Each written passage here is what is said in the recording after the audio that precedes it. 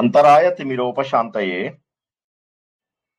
శాంత పావనమచింత్య వైభవం తం నరం వపుషి కుంజరం ముఖే మన్మహే కిమపి తుందిలం మహః వసుదేవసుతం దేవం కంసచాణూరమర్ధనం దేవకీ పరమానందం కృష్ణో వందే జగద్గురుం శ్రీకృష్ణో వందే జగద్గురుం. భగవద్బంధువులకు, ఆత్మస్వరూపులకు, సత్యాన్వేషులకు స్వాగతం, సుస్వాగతం. పరమ పవిత్రమైనటువంటి శ్రావణ పౌర్ణమి, రాఖీ పౌర్ణమి గాను, జంధ్యాల పౌర్ణమి గాను, హయగ్రీవ జయంతి గాను జరుపుకునేటటువంటి మహోన్నతమైనటువంటి పుణ్యదినం ఈ రోజు నాడు జ్ఞాన సముపార్జన అనేటటువంటిది చాలా గొప్పది. పూర్వకాలం లోపల ఈ రోజు నాడే అందరికీ కూడా వడకపోగులు వేసేసి ఈ రోజు నుంచి చదువులు ప్రారంభించేవారు. దానివల్ల ఏమైపోయిందంటే విద్యకు ఇది మూలమైపోయింది. అంటే జ్ఞాన సముపార్జనకి ఇది మూలమైంది. ఈ రోజు కూడా మనం చూసినట్లయితే చాలా స్కూల్స్, కాలేజెస్ ఇవన్నీ కూడా ఈ సమయంలోనే తెరుచుకుంటూ ఉండడం మనం చూస్తూ ఉంటాం. కాబట్టి ముఖ్యంగా ఈ 4 మాసాలు చాతుర్మాస్యం అని ఏదైతే అంటారో ఈ సమయం లోపల విద్యకు, జ్ఞానానికి, తర్వాత ఒక దగ్గర స్థిరంగా, నిశ్చలంగా, శాంతిగా కూర్చోవడానికి చాలా చాలా చాలా ఉన్నతమైనటువంటి సమయం అని చెప్పేసి చెబుతూ ఉంటారు అనమాట. ఇందులోపల భాగవతం గురించి చెప్పుకోవడం అనేటటువంటిది మన అదృష్టం. భాగవతం ఇది విన్నా చదివినా కూడా భాగవతం. కారణం ఏంటి? అలా ఊరికే చెవిలోకి వెళ్ళిపోతే సరిపోకుండా దాన్ని బుద్ధిలోకి, మనస్సులోకి తీసుకుని ఆ భగవంతుడి యొక్క లీలలను మనం అర్థం చేసుకుంటూ, నారాయణ భట్టాత్రి చేసినది ఇదే. ఆయన ఏం చేశారు? భగవంతుడి యొక్క లీలల్ని ముందు మామూలుగా తన పాండిత్యం ద్వారా రాయడం మొదలెట్టారు. ఎప్పుడైతే పాండిత్యం ద్వారా వాటన్నిటిని వర్ణించడం మొదలెట్టారో ప్రతిసారి ఆయన ఒక కోరిక కోరుకోవడం మొదలెట్టారు. నా ఆరోగ్యం బాగుండాలి, నా ఆరోగ్యం బాగుండాలి, నా ఆరోగ్యం బాగుండాలి. అటువంటి వ్యక్తి భగవంతుడి యొక్క కథలలో, లీలలలో నిమగ్నం అయిపోయారు. పూర్తిగా నిమగ్నం అయిపోయి భగవంతుడు తప్ప నాకు ఇంకా ఏది అవసరం లేదు అనేటటువంటి స్థాయికి చేరుకోగలిగి భగవంతుణ్ణి ఇక నాకు ఏది వద్దు, నాకు గమ్యము నువ్వే, నేను నేర్చుకోవాలనుకున్నది నువ్వే, నేర్చుకున్నది నువ్వే, తెలుసుకోవాలనుకున్నది నువ్వే, తెలిసినది నువ్వే, నాకు ఇక జన్మల నుంచి విముక్తి కావాలి, మోక్షము కావాలి అనగానే అప్పుడు ఆయనకి జీవన్ముక్తి వచ్చేస్తుంది అనమాట. అంటే క్రమ పద్ధతి లోపల ఆయనకు పరిణతి ఎలా వచ్చింది అనే విషయాన్ని మనము గుర్తిస్తూ ఉంటాం. అందులోపల ఎన్నో గొప్ప విషయాల్ని ఆయన చాలా సంక్షిప్తంగా చెప్పడం చూసాము. ముందుగా సృష్టి రహస్యాలు, సృష్టి ఎలా ఏర్పడింది, ప్రాకృతిక సృష్టి, వైకృతిక సృష్టి. ప్రాకృతిక సృష్టి అంటే పరబ్రహ్మ రూపం లేని సమయం నుంచి రూపము తెచ్చుకుని కావలసిన వస్తువులన్నిటినీ తయారు చేయడం, పంచభూతాలు, పంచ జ్ఞానేంద్రియాలు, పంచ తన్మాత్రలు, పంచ ప్రాణాలు ఇలాంటివన్నీ కూడా తయారు చేయడము, వాటన్నిటికీ కూడా కొంతమంది అధిదేవతలని ఉంచడము. తర్వాత సాత్విక, రాజసిక, తామసిక గుణాలు. ఒకసారి ఈ 3 ఇచ్చిన తర్వాత ఇక బ్రహ్మదేవుణ్ణి తను సృష్టి చేయమని చెప్పేసి అడగడము. అప్పుడు బ్రహ్మదేవుడు రకరకాల జీవులని సృష్టించడం మనం చూసాము. బ్రహ్మదేవుడు చేసినటువంటి సృష్టిని మనం వైకృతిక సృష్టి అంటామనుకున్నాము. బ్రహ్మదేవుడు రకరకాల సృష్టి చేసిన తర్వాత భూచరాలు, ఖేచరాలు, జలచరాలు, మళ్ళీ వాటిలో రకరకాల పద్ధతులు, రకరకాల జీవులని తయారు చేసిన తర్వాత ఇక మానవుల యొక్క జన్మ.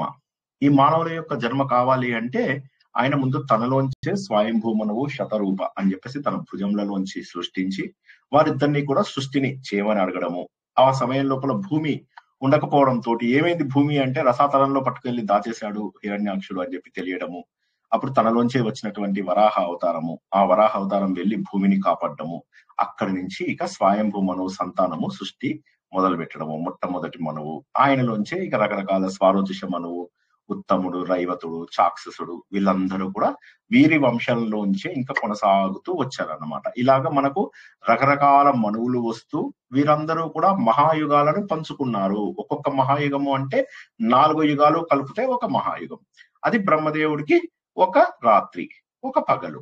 ఈ విధంగా 2 రాత్రి ప్లస్ పగలు 2 కలిపితే 2000 మహాయుగాలు అవుతుంది. అయితే బ్రహ్మదేవుడికి ఒక కల్పం అంటాం. ఈ తర్వాత ఇటువంటివి 71 మహాయుగాలు అయితే ఈ ఒక మనువు స్వీకరిస్తాడు. అటువంటిది 14 మంది మనువులు ఈ ఒక్క కల్పంలో స్వీకరిస్తారన్నమాట. ఈ విధంగా మనం ఇవన్నీ విషయాలు తెలుసుకున్నాము. చాలా అద్భుతమైనటువంటి కథలు కూడా తెలుసుకున్నాము. అందులోపల ముఖ్యంగా మనం ఏమనుకున్నాము, ముందు దక్ష చరిత్ర తెలుసుకున్నాము. ఆయన కూతురు స్వయంభూ మనువు యొక్క కూతురు అయినటువంటి ప్రసూతి, దక్షుడు, శివుడితో వచ్చినటువంటి వైరము, తద్వారా జరిగినటువంటి దక్ష యజ్ఞము, అది మనం తెలుసుకున్నాము. ఆ తర్వాత మళ్ళీ మనం తెలుసుకున్నది ఆకూతి రుచి ప్రజాపతిని తెలుసుకున్నాం అనుకున్నాం. పెద్దగా అక్కడ మనము పెద్దగా తెలుసుకోలేదు, అంతవరకు తెలుసుకున్నాం అంతే నారాయణీయం ప్రకారము. ఇక తర్వాత మిగిలింది ఎవరు, ఆకృతి, ప్రసూతి, దేవహూతి. దేవహూతినేమో కర్దమ ప్రజాపతికి ఇచ్చి ఆయన వివాహం చేశాడని, వారికి కపిలుడు కలిగాడు అన్నటువంటి విషయాన్ని తెలుసుకున్నాము. కపిలుడు తల్లికి కపిల గీతను బోధించి ఆ రోజుల్లోనే, అంటే మానవ జన్మ ప్రారంభమైనటువంటి మొదటి రోజులలోనే సాంఖ్యము లేదా ఆత్మజ్ఞానం యొక్క గొప్పతనాన్ని తెలియజేశాడు అన్న విషయం తెలిసింది. ఇక వీరి వంశంలోనే ఉత్తానపాదుడు, ప్రియంవ్రతుడు. ఇక ఉత్తానపాదుడు గురించి మనం తెలుసుకున్నాము. ఉత్తానపాదుడు ఎవరైతే కొడుకో, ఇద్దరు కుమారులు, ముగ్గురు కూతుర్లు. కూతుర్ల గురించి చెప్పుకున్నాం కాబట్టి కుమారుల గురించి ఉత్తానపాదుడు. ఆయన కుమారుడు ధ్రువ చక్రవర్తి, వారి వంశంలోనే వచ్చినటువంటి పృథు చక్రవర్తి వరకు మనం చాలా సులభంగా తెలుసుకున్నాము. పృథు చక్రవర్తి తర్వాత వచ్చినటువంటి ప్రాచీన బర్హి మహానుభావుడు. ఆయన ఎంతో సంతోషంగా ఉండేవాడు. కానీ ఆయనకి ఏమైంది, ఒక ఆలోచన, ఆత్మజ్ఞానం ఎందుకు నాకు రావడం లేదు, అందరూ కూడా శారీరక బంధాల గురించి, లౌకిక విషయాల గురించి ఎందుకు ఆలోచిస్తున్నారు. ఈ ప్రాచీన బర్హి మహానుభావుడు. ఆయన కూడా చాలా యజ్ఞయాగాలు, కర్మకాండాలు చాలా చేశాడు. చేసిన తర్వాత ఈ కర్మకాండాల ద్వారా నేను ఏం సాధిస్తాను ఆయన ఆలోచించాడు. అయితే దురదృష్టం ఏమైందంటే, ఈ పాయింట్ కొద్దిగా అందరూ నోట్ చేసుకోండి, ఏంటంటే ఆ రోజుల్లో బ్రాహ్మణులు కూడా కర్మకాండాలకే పరిమితం అవుతారు అని చెప్పేసి ఒక శాపం ఉంది. దానివల్ల ఏమైందంటే కర్మకాండాలకే పరిమితం అయిపోయారు. కర్మకాండాలకే పరిమితం అయిపోవడం వల్ల ఆత్మజ్ఞానం మరి ఎలా తెలుసుకోవడం. కర్మకాండలే చేసుకుంటూ కూర్చుని, యజ్ఞయాగాలు చేసుకుంటూ కూర్చుని, దబదబా పంచలు కట్టేసేసుకుని పైన చొక్కాలు లేకుండా పోయి మళ్ళీ ఆ యజ్ఞాలు చేయడము ఏమిటిది, దీంతో ఏం సాధిస్తున్నాం మనము అనేవి ఆయనకు ఆలోచన రావడము, చాలా బాధపడము. అప్పుడు ఆయనకి నారదుడు అద్భుతమైనటువంటి ఉపదేశం ఇవ్వడం జరుగుతుంది. అప్పుడు అతను ఆత్మజ్ఞాని అవుతాడు. అందువల్ల ఏమవుతుందంటే, తన కుమారులు 10 మంది ఎవరైతే ప్రాచేతసులు వస్తారో వారందరికీ పుట్టగానే చెప్తాడు, బాబు మీరు వెళ్ళిపోయి ముందు తపస్సు చేసుకోండి, నేను రాజ్యాన్ని వెళ్తారు అని. ఇది రివర్స్ ఉంది. మామూలుగా తండ్రి తను వానప్రస్థం చేరుకున్నప్పుడు పిల్లల్ని అంటాడు, నువ్వు వెళ్ళి చేసుకో అని చెప్పేసి అనడం మనం చూసాము. కానీ ఇక్కడ ఏమైంది, తండ్రి తను వానప్రస్థంకి వెళ్లకుండా పిల్లలందరినీ ముందు ఆత్మతత్వాన్ని తెలుసుకో అని చెప్పి పంపించడం అనేది మనం చూసాం. సో ఆ తర్వాత ప్రాచీన బర్హి చాలా అద్భుతమైనటువంటి మహానుభావుడు అయ్యాడు. ఆయన తర్వాత ప్రాచేతసులు ఆ రాజ్యాన్ని పరిపాలించారు. మారిష అనేటటువంటి కుమార్తె ద్వారా దక్షుడు జన్మించాడని, ఆ దక్షుడు అద్భుతంగా ఇంకా సృష్టిని కొనసాగించాడు అన్నటువంటివి క్లుప్తంగా మనం నారాయణీయంలో తెలుసుకున్నాం. ఇంక వివరాలు తర్వాత స్కందాలలో వస్తాయి, తెలుసుకుందాం. ఈ దక్షుడు, ఇంతకు ముందు దక్షుడు ఉన్నటువంటి వీరిద్దరూ వేరు. అప్పటికి ఆల్రెడీ కల్పము దాటిపోయింది కాబట్టి మళ్ళీ ఈ పుట్టినటువంటి జనాలు వీళ్ళందరూ మళ్ళీ వెనక్కి తీసుకోబడతారు అనమాట. అంటే ఒకే కల్పంలో ఉన్నా మళ్ళీ మనం అక్కడ ఉండము, మళ్ళీ మన అందరినీ కూడా వెనక్కి కలిపేసుకుంటారు. తర్వాత మళ్ళీ మన కర్మల అనుసారంగా మళ్ళీ మనం వేరు జన్మలని ఎత్తుతూ ఉంటాం అనమాట. సరే, ఏది ఏమైనప్పటికీ కూడా సాక్షేష మన్వంతరం వచ్చేసరికి మళ్ళీ దక్షుడు జన్మించడము, మళ్ళీ ఈయన వంశాలని వృద్ధిపరచడము, ఈ విధంగా మనం చూస్తాము. ఇంకా కూడా వివరంగా మనము తర్వాత స్కందాలలో తెలుసుకుంటాం. ఇదంతా కూడా ఉత్తానపాదుడు చరిత్ర. ప్రియవ్రతుడు చరిత్ర మనం క్లుప్తంగా తెలుసుకున్నాము. ప్రియవ్రతుడు మొదటి నుంచి కూడా మహానుభావుడైనటువంటి భక్తుడు. ఆయనకి భగవంతుడు అంటే చాలా ఇష్టము. ఆయనకు అసలు సంసారం చెయ్యాలి అనేటటువంటి ఇష్టం కూడా ఉండదు. అటువంటి వ్యక్తి తన కుమారుడైనటువంటి అగ్నిద్రుడు, ఆ అగ్నిద్రుడు యొక్క కుమారుడైనటువంటి నాభి, ఈ నాభి తర్వాత వచ్చేటటువంటి ఋషభుడు, జడభర్తుడు, వీళ్ళందరి కథలు మనము వచ్చే వారం తెలుసుకుందాము.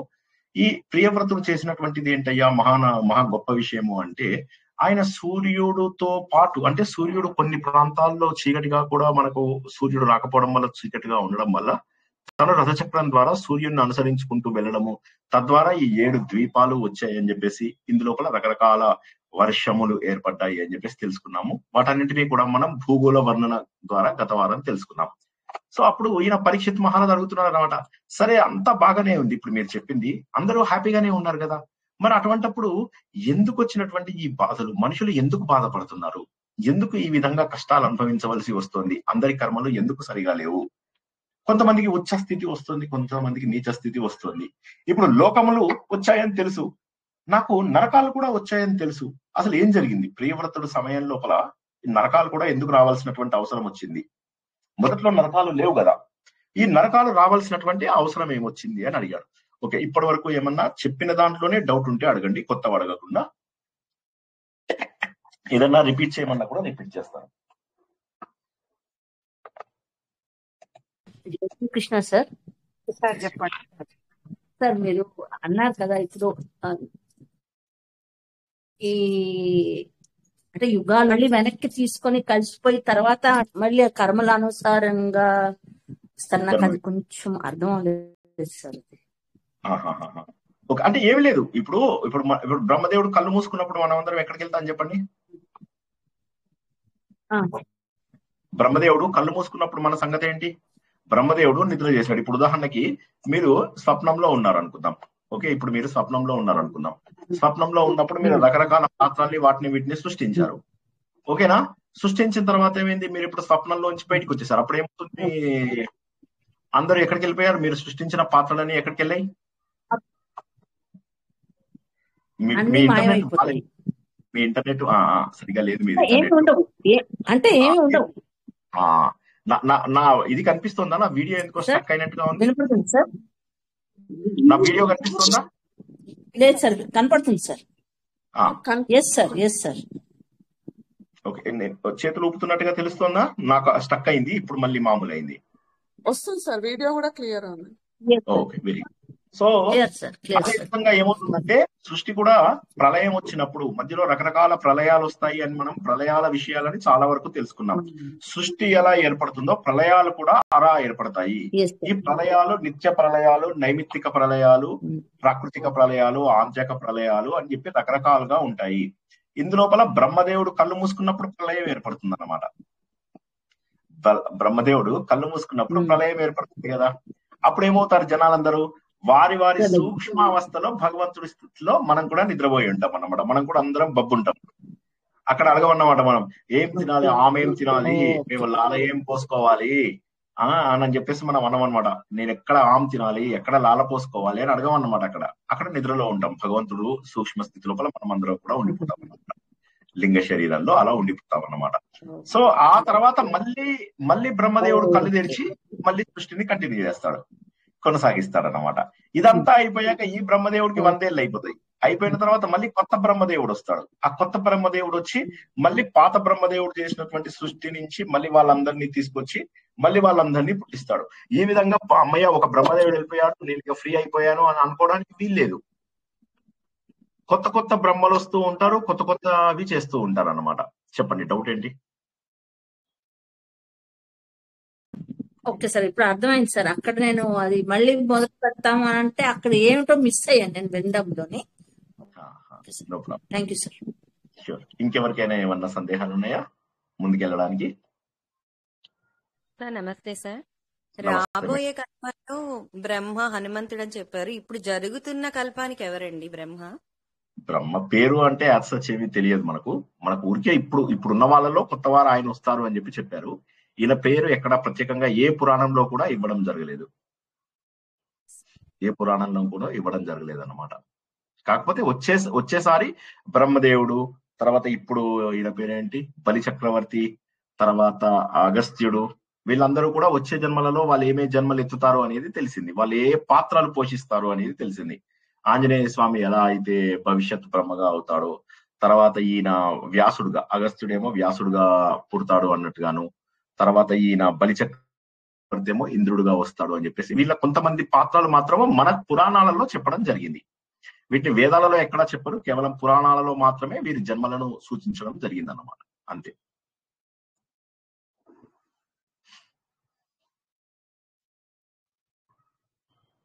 ఓకే, సో మరి ఇంకేం ప్రశ్నలు ఉన్నాయా ఎవరికైనా? Okay, wonderful. సో కాబట్టి ఈ విధంగా కొనసాగుతోంది. మనము ఉత్తానపాదుల గురించి తెలుసుకున్నాము. ప్రియవ్రతుడు వంశం తెలుసుకుంటూ ప్రియవ్రతుడి దగ్గర ఆగిపోయాం మనం. ఎందుకోసం అంటే ప్రియవ్రతుడి టైంలోనే ఈ సప్త ద్వీపాలు, ఇందులో ఉన్నటువంటిది 9 వర్షాలు కూడా వచ్చాయి. అంటే భరత వర్షము, భద్రాది వర్షము, కేతుమాల వర్షము, రమ్యక వర్షము, హిరణ్మయ వర్షము, ఇలావర్తము, ఇవన్నీ మనం ఏవైతే గత వారం తెలుసుకున్నామో ఇవన్నీ కూడా చక్కగా ఏర్పడ్డాయి.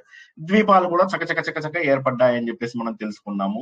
ఇప్పుడు నీళ్ల ద్వీపం, నీళ్ల సముద్రం వరకు, ఒక్కొక్క సముద్రము, లవణ సముద్రం నుంచి నీళ్ల సముద్రం వరకు ఎలా మారింది. నీళ్ల సముద్రం వచ్చే ముందున్నటువంటి పాల సముద్రము, అంతకంటే ముందున్న పెరుగు సముద్రము, అంతకంటే ముందున్న నెయ్యి సముద్రము, అంతకంటే ముందున్నటువంటి మద్యము, అంతకంటే ముందున్నటువంటి చక్కెర సముద్రము, ఇప్పుడు మనం ఉన్నటువంటి లవణ సముద్రము.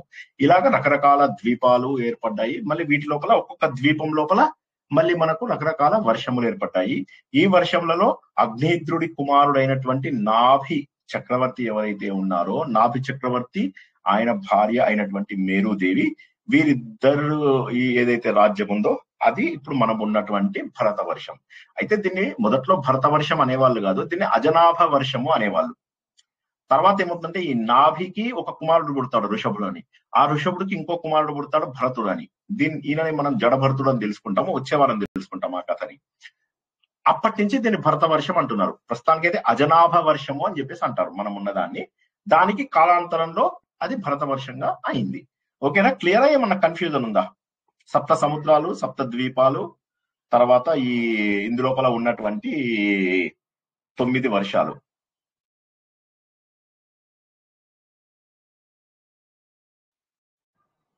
Okay, wonderful. ఇప్పుడు నేను అడుగుతున్నాడు అన్నమాట, మరి వింటున్నాడు మెల్లగా, పరీక్షిత్ మహారాజ్ వింటున్నాడు. అన్ని నిజమే కానీ ఎందుకు కొంతమందికి ఉచ్చ స్థితి నీచ స్థితి వస్తుంది? ఇప్పుడు ప్రియవ్రతుడు ఈ ద్వీపాలు తయారు చేశాడు, ఇవన్నీ తయారు చేశాడు అన్నారు కదా, నరకాలు కూడా వచ్చాయి ఇదే సమయంలో అని విన్నాను. నరకాలు ఎందుకు వచ్చాయి అసలు? నరకాలు రావడానికి కారణం ఏంటి? ఏం తప్పు చేశారు వీళ్ళు అంటే అప్పుడు ఆయన శుకబ్రహ్మ నవ్వుతాడు అనమాట. నవ్వేసి, నువ్వు అన్నది ప్రశ్న కరెక్టే, కాకపోతే సాత్విక, రాజసిక, తామసిక గుణాలు ఉన్నాయి కదా, ఈ 3 గుణాల వల్ల కర్మలు చేయడం అనేటటువంటిది మారిపోతూ ఉంటుంది. దానివల్ల ఏమవుతుందంటే ఎవరెవరు ఏ ఏ లక్షణాలను పెంచుకుంటూ ఉంటారో దానికి సంబంధించినటువంటి కర్మలు వాళ్ళు చేసుకుంటూ ఉంటారు. కర్మ అనేటటువంటిది ఫలితం అనుభవించకుండా పోదు. కాబట్టి వాళ్ళ ఉచ్చ స్థితి, నీచ స్థితి అనేటటువంటిది వారు చేసేటటువంటి కర్మల ద్వారానే వస్తుంది. కాబట్టి అది మనం దాన్ని తప్పించుకోవడం అనేటటువంటిది అసంభవం. అంటే మరి ఇది ఎక్కడ ఉంటుంది? అది ఎక్కడ? ఈ 3 లోకాల అవతలు ఉంటుందా? లేకపోతే 3 లోకాలు అంటే భూమి, పైన లోకాలు, కింద లోకాలు, ఊర్ధ్వలోకాలు, అధోలోకాలు, ఇక్కడ ఉంటుందా? ఇంకెక్కడ ఉంటుంది అంటే ఏమీ లేదు. మన ముల్లోకాల లోపలే ఈ సౌత్ సైడ్, సౌత్ అంటే కింద, దక్షిణం వైపు లోపల మన భూమికి కింద కొద్దిగా నీళ్లకు పైన, భూమికి కింద నీళ్లకు పైన ఇక్కడ మనకు నరకాలు ఉంటాయి. ఇక్కడే మనకు పితృదేవతలు వాళ్ళు కూడా ఉంటారు. వాళ్ళు చాలా వరకు కాపాడుకోవడానికి ట్రై చేస్తారు వాళ్ళ వంశస్థులని, వారిని శుభం కావాలి అని చెప్పేసి కోరుకుంటూ ఉంటారు కూడా, కానీ కుదరదు. ఇక్కడే యమధర్మరాజు ఎవరైతే ఉంటారో ఆయన తన దూతలతోని ఉంటాడు. మరణించినటువంటి వారందరినీ వారి కర్మలకు అనుసరించి వారికి రకరకాల శిక్షలను విధిస్తూ ఉంటారు. అయితే ఇన్ని శిక్షలు విధించినప్పటికీ కూడా వాళ్ళకి మొత్తం పాపాలు తీరవు కొన్నిసార్లు. ఇప్పుడు ఈ శిక్షలు ఎందుకు విధిస్తారండి? శిక్షలు విధించకపోతే ఏమవుతుంది? ఎవరన్నా జవాబు చెప్పగలరా? హలో, లేవండి, నిద్ర లేచి మధ్యాహ్నం చాలా అద్భుతంగా పడుకుంటారు నా స్టూడెంట్స్. ఇవాళ తెలిసిపోతాయి మనం ఏమేం చేస్తున్నాము. ఇన్నాళ్ళు దోమల్ని దంపద్దంటే వినలే కదా, ఇవాళ అది కూడా తెలుసుకుంటాం మనం. అంటే ప్రారంభ కర్మలు ఏమన్నా ఉంటే అవి పోతాయి అన్నమాట అండి, ముందు చేసిన ప్రారంభ కర్మ. కరెక్ట్, బాగా చెప్పారు, కరెక్ట్. అది లేకపోతే ఏమవుతుందంటే అలా జన్మలు అనుభవిస్తూనే ఉండాలి. అందుకని చెప్పి భగవంతుడు ఏం చేశాడంటే షార్ట్ కట్ పెట్టాడు. షార్ట్ కట్ పెట్టి ఏం చేశాడు? నరకం లోపల సూపర్ ఫాస్ట్ గా అనుభవించేలాగా చేసేసాడు పాపాలు, స్వర్గం లోపల సూపర్ ఫాస్ట్ గా పుణ్యాలు అనుభవించేలాగా చేసేసారు. చేసేయడం ద్వారా ఏమవుతుంది? మనం చేసుకున్నటువంటి సంచిత కర్మలన్నీ కూడా అనుభవించేస్తాం. అనుభవించిన తర్వాత కొద్దిపాటి ప్రారంధమే మిగులుతుంది, అది ఈ జన్మకు మనకు మిగులుతుంది కొద్దిది. మళ్ళీ ఈ జన్మలో మళ్ళీ కొత్త పాపాలు చేసుకుంటే మళ్ళీ స్వర్గానికో నరకానికో మళ్ళీ మనం వెళ్ళవలసి వస్తుంది అనమాట. కాబట్టి ఈ విధంగా ఇక్కడ ఉన్నది ఈ లోకము. దీనికి యమధర్మరాజు ఎవరైతే ఉన్నారో ఆయన శివుడి యొక్క ఆజ్ఞను అనుసరించి ఆయన ఈ మరణించిన వాళ్ళందరికీ కూడా వారికి తగ్గటువంటి, ఇవి 21 ఉన్నాయని కొంతమంది అంటారు, 7 ఉన్నాయని కొంతమంది అంటారు, కానీ పరీక్ష మహేంద్ర 28 మాత్రం పక్కా గ్యారంటీ. ఇంకా వీటి లోపల చిన్నవి చాలా ఉన్నాయి, కానీ అన్నిటికంటే పెద్దవైనటువంటివి 28 ఉన్నాయి.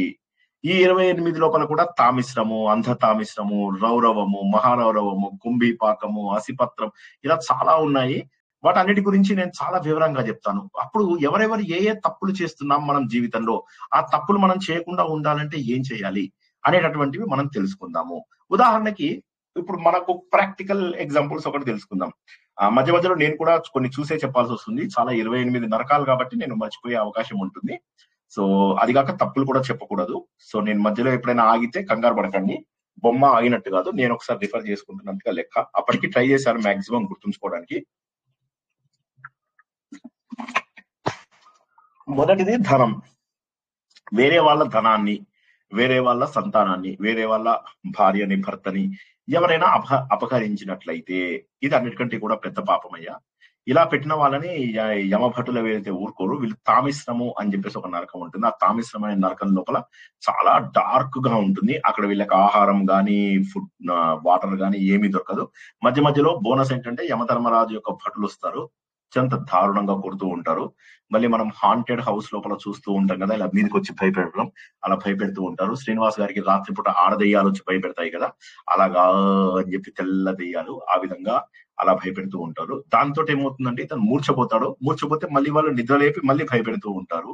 సో అందుకోసం అని చెప్పేసి వేరే వాళ్ళ డబ్బుని, వేరే వాళ్ళ సంతానము, వేరే వాళ్ళ భార్య భర్తల పైన ఆశపడ్డం చేయడము అవి అపహరించకూడదు. మెయిన్లీ అన్నిటికంటే ముందు ఏంటంటే నీ వస్తువులే నీవి, వేరే వాళ్ళ వస్తువులు ఏవి కూడా నువ్వు తీసుకోకూడదు. ఈ మాట నేను ఇప్పటికొక 1 కోటి సార్లు చెప్పుకుంటాను. వేరే వాళ్ళని వాడుకు దొబ్బకండి, వేరే వాళ్ళ దగ్గర గిఫ్ట్ తీసుకోకండి, వేరే వాళ్ళ దగ్గర పైసలు తీసుకోకండి, ఏమి తీసుకోవద్దని నేను చాలా సార్లు చెప్తూ ఉంటాను కదా. ఇదే కారణం అన్నమాట.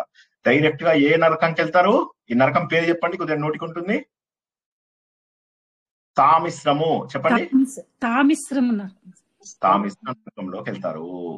తామిశ్ర నరకంలోకి వెళ్తారు. సో ఆ తర్వాత అయితే ఈ నరకాలన్నీ చెప్తారు. ఆయన చెప్పిన తర్వాత ఏమంటారంటే, ఈ నరకాల నుంచి తప్పించుకోవాలి అంటే పరబ్రహ్మ యొక్క తత్వం సరిగా విన్న వాళ్ళకి, ఈ నరకాల యొక్క ఫలితములు విన్నవారు, వారి బుద్ధి మారే అవకాశం ఉంది.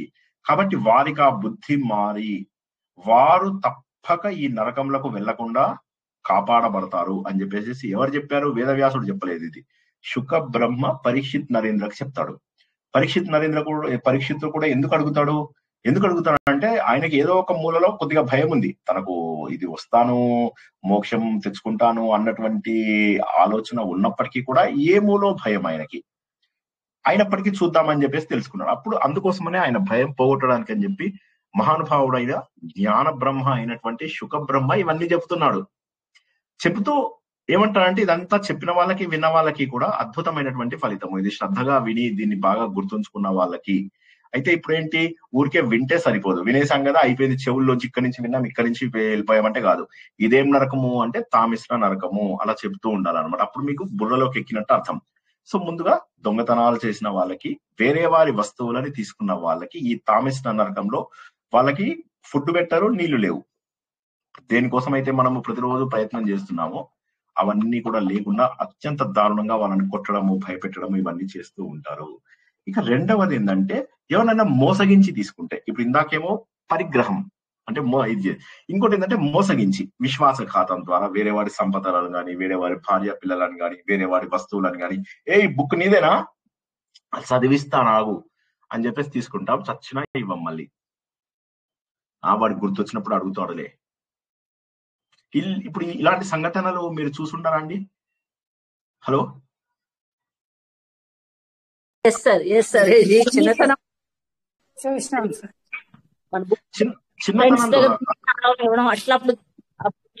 అలానే ఉంటాయి సార్ ఇలాంటి సంఘటనలు.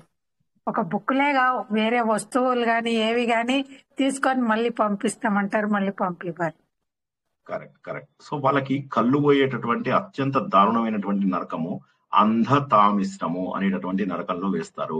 ఇక్కడ వీళ్ళు పెట్టేటటువంటి బాధలు తట్టుకోలేక ఇలా కింద పడిపోతారు. కళ్ళు పోతాయి వాళ్ళకి. కళ్ళు పోవడంతో ఏమవుతుంది, ఎటు వెళ్తున్నారో తెలియదు అన్నమాట. అప్పటి వరకు వేరే వాళ్ళ పుస్తకాలని, ఇది ఇందాక మొదటి దాంట్లో ఏమో పరిగ్రహం అంటే దొంగతనం చేయడం, అపహరణ. రెండో దాంట్లో ఏంటి, మోసం చేసి తీసుకోవడం. ఒకసారి ఇస్తావా చూస్తాను అని చెప్పి మెల్లగా మోసపూరితమైనటువంటి ఆలోచనలతోటి వాళ్ళ వస్తువులని, వాళ్ళ భార్య పిల్లలు వస్తువులు ఇవన్నీ కూడా దొంగతనం చేసిన వాళ్ళని అంధతామిశ్ర. వాళ్ళు ఏంటంటే ఒక చెట్టును నరికేస్తే తక్కువని ఎలా అయితే పడిపోతారో అలాగే. ఎందుకంటే కళ్ళు లేవు కాబట్టి 2 అడుగులు వేయడము ధన్నుమని పడిపోవడం, 2 అడుగులు వేయడము ధరేలుమని పడిపోవడము. ఈ నరకం పేరు అంధతామిశ్రము. చెప్పండి ఒకసారి. అంధత మిశ్రమం. ఎవరైతే చెప్పరో వాళ్ళు ఆ నరకానికి వెళ్తారు, ఎవరెవరైతే చెప్పరో వాళ్ళు ఆ నరకానికి వెళ్తారు అని చెప్పేసి పరీక్షిత్ మహేంద్ర చెప్పాడు అనమాట. సారీ, శుకబ్రహ్మ చెప్పాడు. ఎవరు చెప్పారు? శుకబ్రహ్మ చెప్పిండు. బ్రహ్మ. శ్రీనివాస్ సార్ చెప్పారండి. పరీక్షిత్ మహారాజుకి శుకబ్రహ్మ చెప్తాడు. ఏమని చెప్పాడు? ఎవరెవరైతే ఈ నరకాల పేర్లు శ్రీనివాస్ చదివినప్పుడు రిపీట్ చేయరో వాళ్ళందరూ వాళ్ళు ఏ నరకం పేరు చెప్పకపోతే ఆ నరకానికి వెళ్తారు అని. అంటే వాళ్ళకి అది ఫేవరేట్ అనమాట, ఆ నరకం అది వాళ్ళకి ఫేవరేట్, అక్కడికి వెళ్తారు అని చెప్పేసి చెప్పారు అనమాట. సో అందుకోసం అని కొద్దిగా జాగ్రత్తగా వినండి. ఈ రెండు సార్, చెప్పండి. ఈ నరకాలు మరి ఏ రూపంలో అనుభవిస్తాం సార్? అవి అట్లా యాతన శరీరం, యాతన శరీరం. మీరు గరుడ పురాణం విన్నారమ్మా? నాది 3 ప్రేతకాండ. ఆ ప్రేతకాండలో మనం చెప్పుకున్నాము. ప్రేతకాండలో ఏమవుతుందంటే మనకు ఓకే, క్లుప్తంగా చెప్తాను సరేనా? అందరూ కూడా శ్రద్ధగా వినండి. నేను మధ్యలో ఫ్యాన్ వేస్తాను, ఎవరికైనా డిస్టర్బెన్స్ వస్తే చెప్పండి. నా బేబీ ఫ్యాన్ ఒకటి వేసుకుంటాను, కొద్దిగా చెమటలు వస్తున్నాయి. డిస్టర్బెన్స్ గా ఉందా, బానే ఉందా? బానే ఉంది సార్. అయితే ఏమవుతుందంటే మనం చనిపోయినప్పుడు ఈ శరీరాన్ని వదిలేసినప్పుడు ఈ కర్మకాండాలు చేస్తారు. 10 రోజులు 12 రోజులు చేస్తారు కదా. చేసినప్పుడు పిండ శరీరం అని ఒకటి తయారవుతుంది. ఈ పిండ శరీరం ఏం చేస్తుందంటే ఈ పిండ శరీరము ట్రావెల్ చేయడానికి పనికొస్తుంది. ఎక్కడి నుంచి ట్రావెల్ చేస్తుంది? రకరకాల లోకములను దాటుకుంటూ యమధర్మరాజు జడ్జిమెంట్ వెళ్లే వరకు కూడా దాటుకుంటూ వెళ్తాం అన్నమాట. అక్కడికి వెళ్ళిన తర్వాత ఆ వెళ్లే లోపల డిపెండింగ్ అపాన్ మనం చేసిన పాపాలను బట్టి పుణ్యాలను బట్టి దారి పొడుగునా మనకి కష్టాలు అనుభవించడం ఉంటుంది. కొంతమందినేమో వాళ్ళు లాక్కెళ్తూ ఉంటారు, ఎర్రటి ఎండ లోపల లాక్కెళ్తూ ఉంటారు, కొడుతూ ఉంటారు, మధ్య లోపల ఆకులతో కోస్తూ ఉంటారు, కొరడాలతో కొడుతూ ఉంటారు. ఓపిక లేదు, నేను నడవను అంటే కుదరదు, చెప్పులు ఇవ్వరు.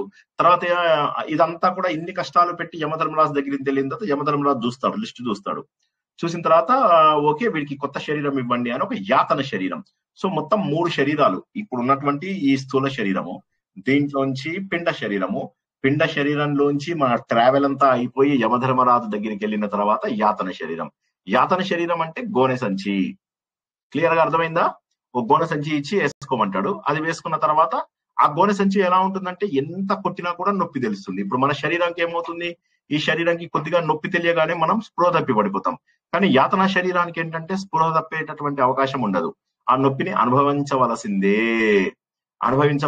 మధ్యలో మనం తెలుసుకుంటాం తర్వాత కూడా. అప్పుడు ఏమవుతుందంటే మనకు ఒక ఈవెన్ వాళ్ళకి కోపం వచ్చి వాళ్ళు తోలు వలుస్తారు అనమాట. తోలు తీస్తా అంటారు కదా, అలా తోలు తీస్తారు అనమాట. ఆ తోలు తీసినా కూడా నొప్పి తెలుస్తూ ఉంటుంది కానీ మనకు స్పృహ తప్పి పడిపోము. సో అటువంటివి జరుగుతుంటాయి. కాబట్టి అది క్లుప్తంగా యాతనా శరీరం అని చెప్పేసి తెలుసుకున్నాం. సరిపోయిందా?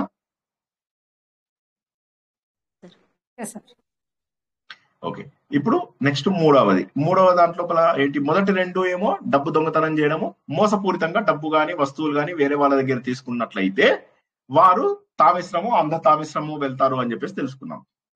ఇక మూడవది, చాలా మంది ఇవాళ రేపట్లో మనం చూసినటువంటి జనాలలో వాళ్ళలో ఎక్కువ మంది ఇంతసేపు కూడా ఈ శరీరం నాది, ఈ ప్రాపర్టీస్ నావి, ఈ ఇల్లు నాది, ఇవి నావి, అవి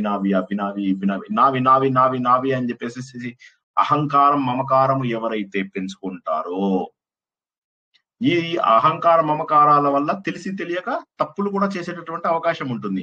ఎందుకంటే వీళ్ళు కేవలము కుటుంబ పోషణకు మాత్రమే వాళ్ళు నిమగ్నమై ఉంటారు. కుటుంబ పోషణ చేస్తూ ఉంటారు కాబట్టి వాళ్ళకి ఏమవుతుంది? తప్పులు చేసేటటువంటి అవకాశం ఎక్కువ ఉంటుంది. అందువల్ల ఇటువంటి వాళ్ళకి ఏంటంటే రురువు అని చెప్పేసి ఒక పాము లాంటి వస్తువు ఉంటుంది అనమాట. రురువు ఏమంటారు సార్? అర్థం కాలేదు, మళ్ళీ చెప్పండి.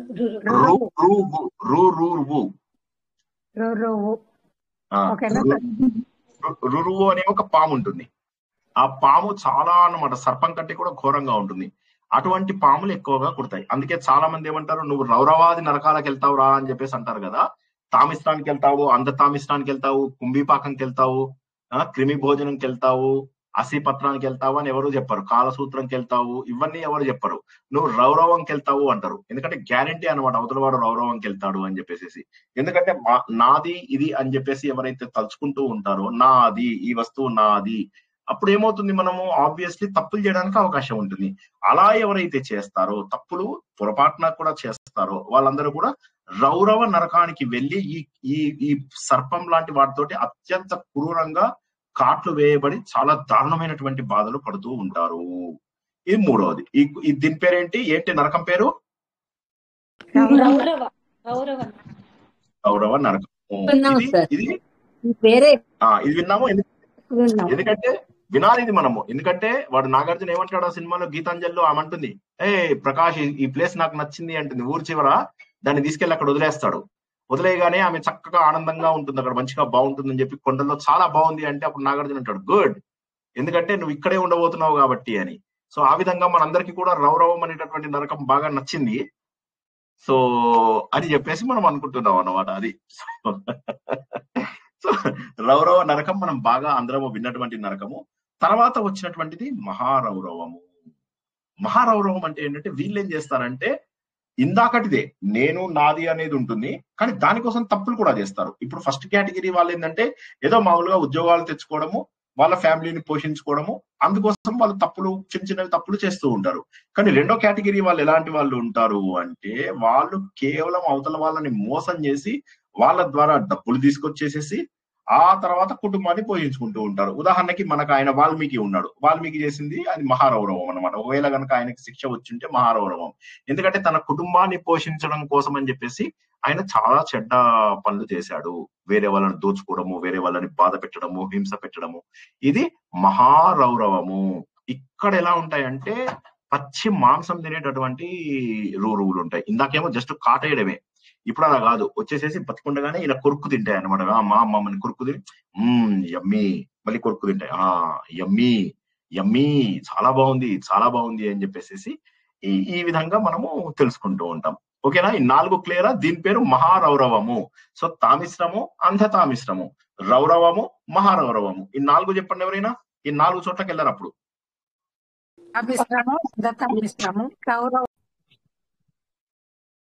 Very good.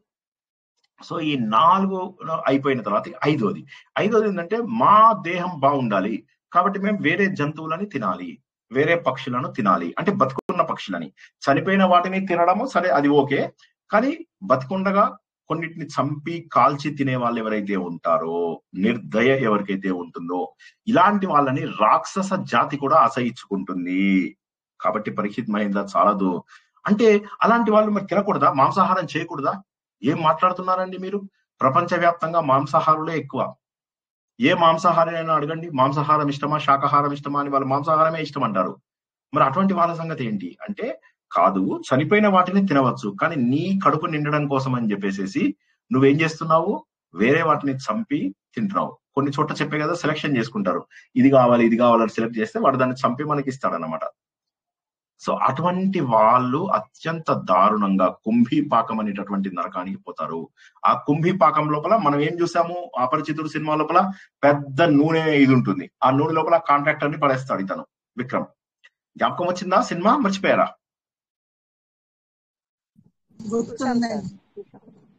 మర్చిపోతున్నారు అన్ని. ఆ సినిమా చూస్తే చాలు, మళ్ళీ మనం తప్పులు చేయం. సో అది కుంభీపాకము. ఆ మసులుతున్నటువంటి నూనెలో చూపిస్తాడు. సో అది జరగడానికి కారణం ఏంటి అంటే అది మనం వెళ్ళం, ఎందుకంటే మనం బతుకున్న వాటిని చంపం. మనకు కావాలంటే మాటలతో చంపిస్తాం జనాల్ని, దానికి కూడా ఉంది శిక్ష, తర్వాత వస్తుంది అది. సో అది కుంభీపాకం అనేది ఏంటంటే బతికి ఉన్నటువంటి జంతువులను పక్షులను చంపి తినే వాళ్ళు ఎవరైతే ఉంటారో వాళ్ళు ఆ మసులుతున్నటువంటి నూనె లోపల వేస్తారు.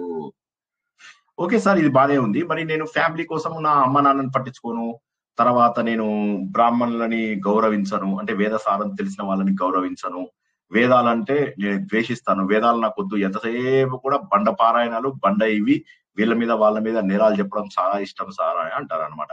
సో ఇది కూడా మనకు రౌరవం తర్వాత ఎక్కువ మంది మనకు తెలిసిన గ్యాంగ్, ఇప్పుడు మీ గ్యాంగ్లలో చాలా మంది ఫ్రెండ్స్ మనకు తెలిసిన వాళ్ళు మన బంధువులు వీళ్ళందరూ ఎక్కడికి వెళ్తారు అంటే వాళ్ళకి చెప్పాలన్నమాట, ఈసారి నుంచి మీరు వాళ్ళని చూసినప్పుడు నవ్వుకుంటూ ఉండండి. వాళ్ళకి అర్థం కాదు ఎందుకు నవ్వుతున్నావు అంటే నువ్వు రౌరవానికైనా వెళ్తావు లేకపోతే కాలసూత్రానికైనా వెళ్తావు అని అనండి.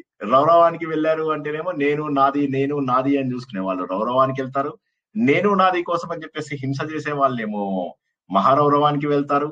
ఇక్కడ మనం ఏదైతే ఈ కాలసూత్రం అని తెలుసుకున్నామో ఇదేంటంటే వేదాలని ద్వేషించడము, వేదాలు వాటిని పెద్దగా పట్టించుకోవడము, ఎవరైతే తల్లిదండ్రుల్ని పట్టించుకోరు ఇలాంటి వాళ్ళు మనం చూస్తూ ఉంటాం కదా చాలా మంది. వీళ్ళందరూ కాలసూత్రము అనేటటువంటి చాలా పెద్దదన్నమాట, అంటే హ్యూజ్, అంటే సుమారుగా ఒక 1,00,000 కిలోమీటర్ల ఇది ఉంటుంది అనమాట. అందులోపల ఏముంటుందంటే ఒక కింద అంతా ఒక కాపర్ ప్లేట్స్ వేసేస్తారు. కాపర్ ప్లేట్స్ మీద ఏం చేస్తారు, పైనుంచి ఏమో సూర్యుడు వస్తూ ఉంటాడు, కిందనేమో నిప్పు పెడతారు, ఈ పెనం మీద నిప్పు పెడతారు, ఇలా నిప్పు పెడతారు, పెట్టి పైనుంచి సూర్యుడు, వీళ్ళందరూ దీని మీద పరిగెడుతూ ఉంటారు కొద్దిసేపటికి. ఎక్కడ కాలు పెట్టినా కాలుతూనే ఉంటుంది. మొన్న చెప్పాను, జ్ఞాపకం ఉందా? కొన్ని కంట్రీస్ లోపల వేడివేడిగా ఉన్నటువంటి వాటిపైన పందులని వాటిని వీటిని వేసి హింస పెట్టి చంపేసి తింటారు అని చెప్పేసి. అలాగా ఇక్కడ మనకు కూడా ఏమవుతుందంటే పరిగెడుతూ ఉంటారు. వీళ్ళు తల్లిదండ్రులను పట్టించుకోలేదు, అటువంటి వాళ్ళు వేదాలను పట్టించుకోలేదు, వేద సారం తెలిసినటువంటి వారిని పట్టించుకోలేదు. అటువంటి వారికి ఇక్కడికి వెళ్తారు, కాలసూత్రానికి వెళ్తారు. వెళ్ళి అత్యంత దారుణంగా పరిగెడుతూ ఉంటారు.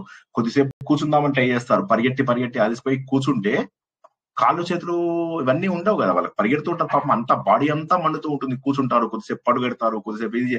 ఇక ఎంత వాడి శరీరం మీద బతికుండగా ఎన్ని వెంట్రుకలు అయితే ఉండేవో అన్ని సంవత్సరాలు ఇక్కడే ఉంటారన్నమాట వాళ్ళు. సో కాబట్టి తల్లిదండ్రులు పట్టించుకోకపోవడం కూడా అంత ఘోరము.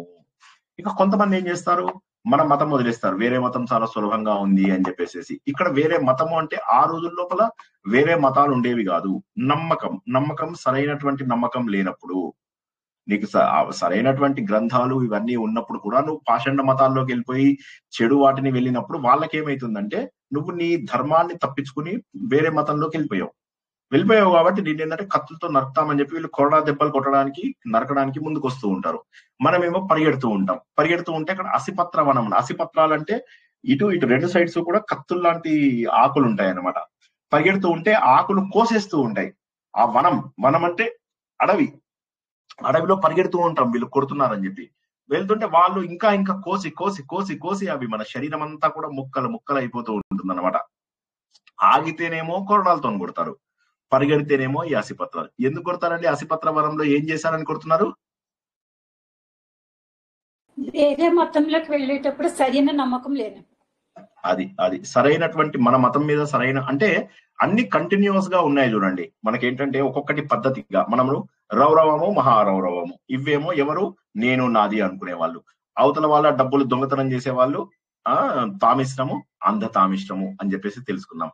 తర్వాత ఎవరైతే పక్షులను వాటిని వీటిని బతికుండగా చంపేస్తారో వాళ్ళనేమో కుంభీపాకము అనుకున్నాం. ఎవరైతే పూర్తిగా వాళ్ళ తల్లిదండ్రులు వాళ్ళకి సంబంధించిన వాటిని పట్టించుకోకుండా ఉంటారో, తల్లిదండ్రులు వేదాలు బ్రాహ్మణులు వీళ్ళని ఎవరైతే పట్టించుకోరో వీళ్ళెందుకు వెళ్తారని చెప్పాను? కాలసూత్రం లోపల తామ్ర ప్లేట్ ఉంటుంది, దాని మీద పరిగెడుతూ ఉంటారు. తర్వాత ఇప్పుడు వచ్చిన దాంట్లో ఏంటంటే పాషండ మతంలోకి వెళ్ళిపోయిన వాళ్ళని నువ్వు తప్పించుకుని వెళ్తావు కదా, ఇప్పుడు తప్పించుకో చూద్దామని చెప్పేసి వీళ్ళేం చేస్తారు, అసిపత్ర వనంలో వేస్తారు. పరిగెడుతూ ఉంటాడు వీడు, కత్తులు వచ్చేసి కోసేస్తూ ఉంటాయి అన్నమాట. ఆకులు దేహాన్ని చీల్చి వేస్తూ ఉంటాయి. అమ్మా అని చెప్పేసి బాధపడుతూ ఎందుకు నేను నా ధర్మాన్ని వదిలేశాను, వేరే ధర్మంలోకి వెళ్ళాను అని చెప్పి అత్యంత ఘోరంగా అనుభవిస్తూ ఉంటారు. సో ఇది. ఇక కొంతమంది ఏం చేస్తారు, తప్పు లేని వాళ్ళని శిక్ష విధిస్తారు. నా చేతి లోపల పవర్ ఉంది కదా, ఈ పవర్ ఉంది అంటే ఎవరు, మనకు కేవలం కోర్టు వాళ్ళు వీళ్ళే అవ్వక్కర్లేదు, ఒక గవర్నమెంట్ ఎంప్లాయీ కూడా అవ్వచ్చు. వాడు నాకు లంచం ఇవ్వలేదు అని చెప్పి వాడు తప్పు పని కూడా చేయవచ్చు, మనల్ని సతాయించవచ్చు. నిరపరాధికి ఇటువంటి వాళ్ళకి ఎవరికైతే దండన విధించి వాళ్ళను దారుణంగా బాధ పెడతారో, అంటే గవర్నమెంట్ కావచ్చు, ప్రైవేట్ ఎంప్లాయీస్ కావచ్చు. ప్రైవేట్ లోపల ఏమవుతుంది, వాడు నా మాట వినలేదు, వాడిని ఉద్యోగం నుంచి తీసేశాను. సో ఇలా అనవసరంగా నిరపరాధులను దండించిన వారు అని చెప్పి లెక్క అన్నమాట. అపరాధం లేని వాళ్ళను దండించిన వాళ్ళు ఎవరైతే ఉంటారో వాళ్ళని సూకర ముఖము అనేటటువంటి, సూకరం అంటే పంది, ఆ సూకర ముఖం అనేటటువంటి దాంట్లో వెళ్తారనమాట. వాళ్ళు ఏం చేస్తారంటే, నువ్వు అక్కడ అంత బాధ పెట్టావు కదా, సో ఇప్పుడు ఆ నిరపరాధులను నువ్వు బాధ పెట్టావు కాబట్టి ఇప్పుడు నేను ఏం చేస్తామంటే చెరుకు రసం బండిలు తీసుకొస్తారు. ఆ చెరుకు రసం బండిలు తీసుకొచ్చి అందులోపల వీడి బాడీ పార్ట్స్ పెట్టి తిప్పుతూ ఉంటారు. అయితే చెరుకు రసం బండి దొరకకపోతే ఏం చేస్తారు చెప్పండి ప్లాన్? చెరుకు రసం బండి దొరికితే అందులో వేసి వాడిని తిప్పుతారు. చెరుకు రసం బండి దొరకకపోతే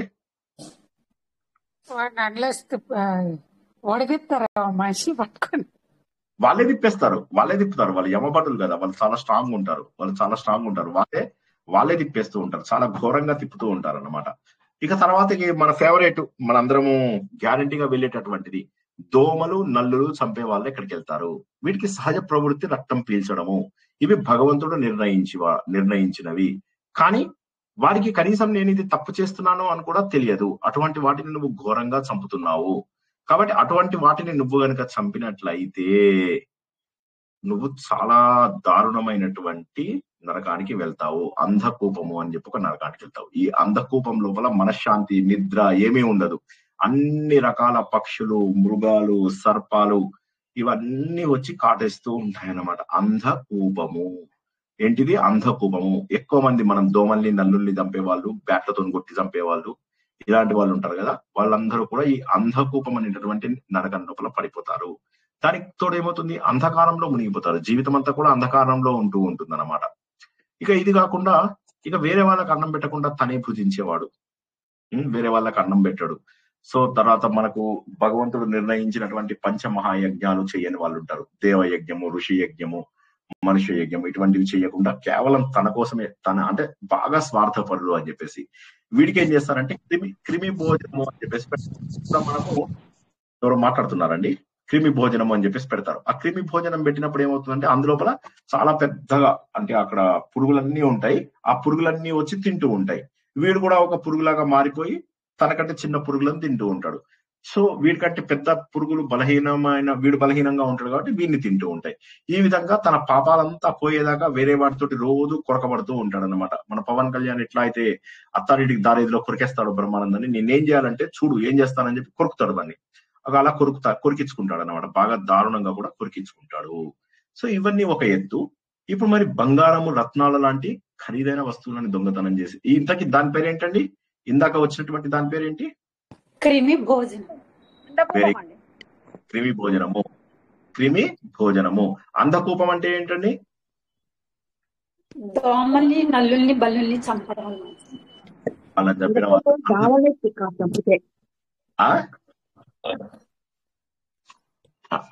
అంధకూపంలో అంధకూపం లాగానే ఉంటది కదా సార్.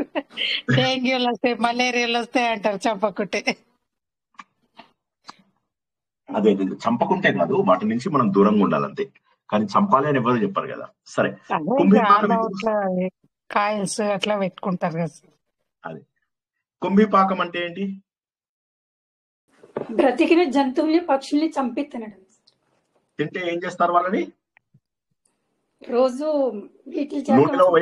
నూనెలో వేసి వేయిస్తారు. కుంభీపాకం అంటే నూనెలో వేసి వేయిస్తారు. కుంభీపాకము. పాకం అంటే వంట చేయడం. కుంభీపాకం. ఓకే, కుంభీపాకం. అదే మీకు జ్ఞాపకం ఉందా లేదా, రాసుకుంటున్నారా లేదా అని చెప్పేసి. అంధకూపం అయిపోయింది. తర్వాత ఇప్పుడు మనం తెలుసుకున్న దాని పేరు ఏంటి? అంధకూపం తర్వాత ఏం తెలుసుకున్నాం మనము? క్రిమి భోజనం అయిపోయింది కదా. ఇప్పుడు ఏంటంటే ఖరీదైన వస్తువులు, వేరే వాళ్ళ ఖరీదైన వస్తువులు దొంగతనం చేసిన, తనకు ఏమీ అవసరం లేకపోయినా వేరే వాడికి డబ్బు ఉండకూడదు అని చెప్పి దోచుకోవడం. ఇది మనం చాలాసార్లు చూస్తూ ఉంటాం. వేరే వాళ్ళకి మనం చెడు కోరుకుంటూ ఉంటాం. మనకు మంచి జరగకపోయినా దాని ద్వారా మనం వేరే వాళ్ళకు చెడు జరిగితే బాగుండు అనేటటువంటిది చేస్తాం అనమాట.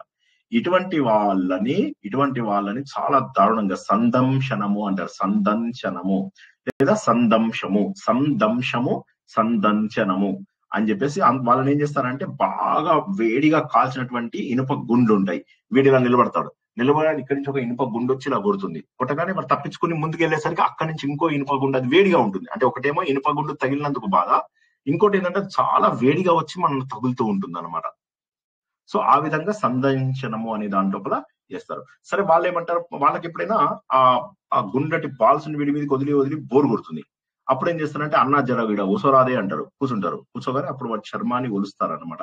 సో సందంశనము లోపల శరీరంలో తోలు ఒలుస్తారు. వేరే వాడి బంగారం గాని, వేరే వాడి రత్నాలు గాని తీసుకుంటే, అత్తగారివి ఇష్టం లేదు, అత్తగారికి మనం అంటే ఇష్టం లేదు, మనం ఎప్పుడూ అత్తగారిని ఇష్టపడలేదు, కానీ అత్తగారి డబ్బు, అత్తగారి నగలు తీసుకున్నాం అనుకోండి, తీసుకుంటే అది కూడా ఈ కేటగిరీలోకి వస్తుంది. ఇక తర్వాత వ్యభిచరించే వాళ్ళ గురించి. వ్యభిచరించే వాళ్ళలో స్త్రీలైతే పురుషులవి విగ్రహాలు తయారు చేసి పెడతారు, పురుషులైతే స్త్రీల విగ్రహాలు తయారు చేసి పెట్టి వేడిగా కాలిపోతూ ఉంటాయి అనమాట. వాటిని గట్టిగా పట్టుకోవాలి, వీళ్ళు గట్టిగా కౌగిలించి పట్టుకోవాలన్నమాట. శరీరం అంతా కాలిపోతూ ఉంటుంది, వదలలేరు. అలా అని చెప్పి స్పృహ తప్పడం ఉండదు. ఆ బాధను అనుభవిస్తూ, ఆ వేడిని అలా అనుభవిస్తూ ఉండాలి. ఈ విధంగా చేసేదాన్ని ఏమంటారంటే తప్త సూర్మి అంటారు. తప్త సూర్మి అంటే వేడిగా ఉన్నటువంటి, తప్త కుండ అని చెప్పేసి వింటాం కదా, అందులోపల తప్త సూర్మి, అందులోపలకి వెళ్ళేసి ఆ విగ్రహాన్ని గట్టిగా కౌరించుకోవాలన్నమాట. ఇక కొంతమంది ఏంటంటే సేవించకూడనటువంటి పదార్థాలను సేవిస్తూ ఉంటారు. కొంతమంది పశువులతోటి సంగమిస్తూ ఉంటారు. ఇటువంటి వాళ్లకు వజ్రకంటక శాల్మలి అని చెప్పేసి ఒక నరకం ఉంటుంది అనమాట. అక్కడ ఏమవుతుందంటే ఒక పెద్ద బూరుగు చెట్టు ఉంటుంది. అరే కొద్దిగా చెట్టు ఎక్కురా అంటాడు, వాడు చెట్టు ఎక్కుతారు. చెట్టు ఎక్కిన తర్వాత దానికి బాగా వాడి అయినటువంటి ముళ్ళు ఉంటాయి. ఆ ముళ్ళు విరగవు, అవి లేవన్నమాట. ఆ పైకి ఎక్కిన తర్వాత వాళ్ళు ఏం చేస్తారంటే తాడు బట్టి ఇట్లా గుంజేస్తారు, రై రై రై రై రై రై రై అని గుంజుతారు. గుంజగానే వాళ్ళు అలా పై నుంచి కింది వరకు ఆ వజ్ర కంటకము అంటే ముళ్ళు, ఆ వజ్ర కంటక శాల్మలి అనేటటువంటి చెట్టు ఏదైతే ఉంటుందో ఆ చెట్టు నుంచి ఇలా గుంజి గుంజి గుంజి గుంజి అని బాధపడతారు. ఎందుకని? వాడు ఏ పదార్థాలైతే సేవించకూడదో అటువంటి పదార్థాలను తిన్నాడు కాబట్టి వాడిని వజ్రకంటక శాల్మలి అనేటటువంటిది. అంతకంటే ముందు మనం ఏం తెలుసుకున్నాము? తప్పు పనులు చేసే స్త్రీ పురుషులని తప్త సూర్మి అనేటటువంటి వాటి లోపల వాళ్ళను బంధించి వారిని అందులోపల దారుణంగా హింస పెడతారు అని చెప్పేసి తెలుసుకున్నాం అన్నమాట.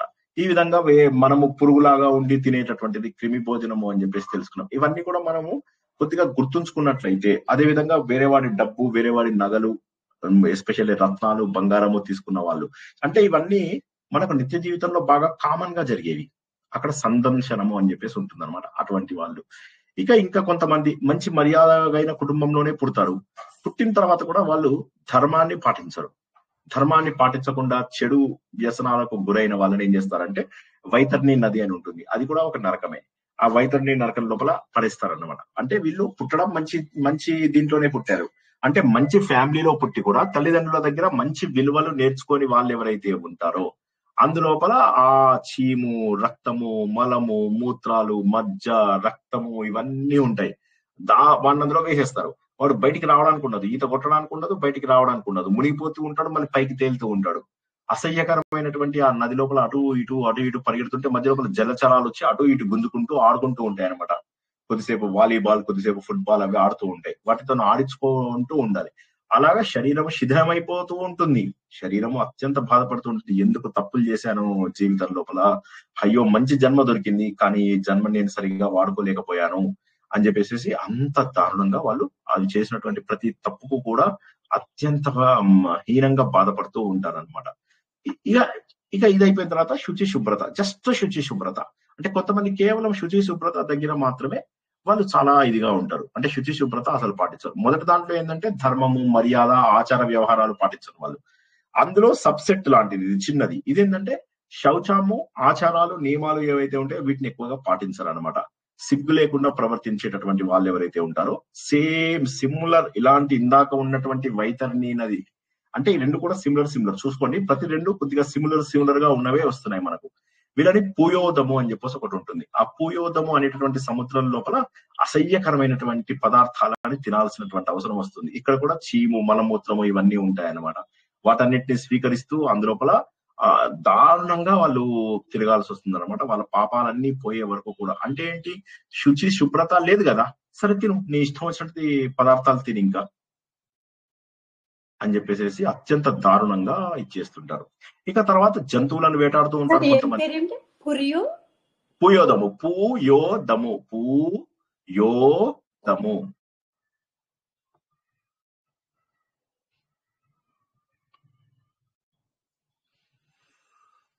ఇక శాస్త్ర విరుద్ధంగా కొంతమంది వేటాడుతూ ఉంటారు. అంటే వాడు వేటకి, ఇప్పుడు ఉదాహరణకి క్షత్రియులు పూర్వకాలం లోపల వేటకి వాళ్ళకు అనుమతి ఉండేది, కానీ మిగతా వాళ్ళు కూడా వేటాడుతూ ఉంటారు. అదే విధంగా చేపలను పట్టుకుంటూ ఉంటారు ఈ రోజుల్లో. వీళ్ళందరికీ కూడా ప్రాణరోధము అని చెప్పేసి ఒక నరకం ఉంటుంది. ప్రాణరోధము, ప్రాణ విరోధము అని గుర్తుంచుకోండి. ప్రాణరోధము అనేటటువంటి నరకం. ఇందులోపల వీళ్ళు ఏం చేస్తున్నారు? వేట కోసం వెళ్తున్నారు కాబట్టి వాళ్ళు కూడా ఏం చేస్తారంటే వీడిని పరిగెత్తమంటారు. వీడు పరిగెడుతుంటే బాణాలతో వేసి కొడతారు. వీడు పరిగెత్తకుండా ఆగితే 10 బాణాలు వస్తాయి, పరిగెత్తుకుంటే 2 బాణాలు తప్పించుకోవచ్చు. మళ్ళీ పరిగెట్టమంటారు, పరిగెడుతూ ఉంటాడు, 10 బాణాలు వేస్తారు, 8 తగులుతాయి, 2 తప్పించుకుంటాడు. ఆగిపోయాడు, 10కి 10 బాణాలు తగులుతాయి. అలాగా వాళ్ళకి టైం పాస్ కానప్పుడల్లా వస్తారు. ఒక్కొక్క బ్యాచ్ వాళ్ళు చెప్తారు everyday 11 o'clock, 12 o'clock, 1 o'clock, 2 o'clock 25 minutes game అని అంటారు అనమాట వాళ్ళు. సో వాళ్ళందరికీ నరకం లోపల యమభటులకి వాళ్ళకి వీళ్ళకి బోర్ కొట్టినప్పుడల్లా ఈ గేమ్ ఆడుకుంటూ ఉంటారు వాళ్ళు. 1 hour ఒకసారి ఇక వాళ్ళకు ఉంటుంది అనమాట గేమ్. ఆ 1 hour లోపల వాడు ఎన్ని బాణాలు తప్పించుకుంటే అంత లక్కి. నువ్వు ఎంత స్పీడ్ గా పరిగెత్తగలిగి ఎంత తొందరగా తప్పించుకుంటే అన్ని తక్కువ బాణాలు తగులుతాయి. ఏమంటారు దీన్ని, ఈ నరకం ఏమంటారు? ప్రాణరోధము. ప్రాణరోధం.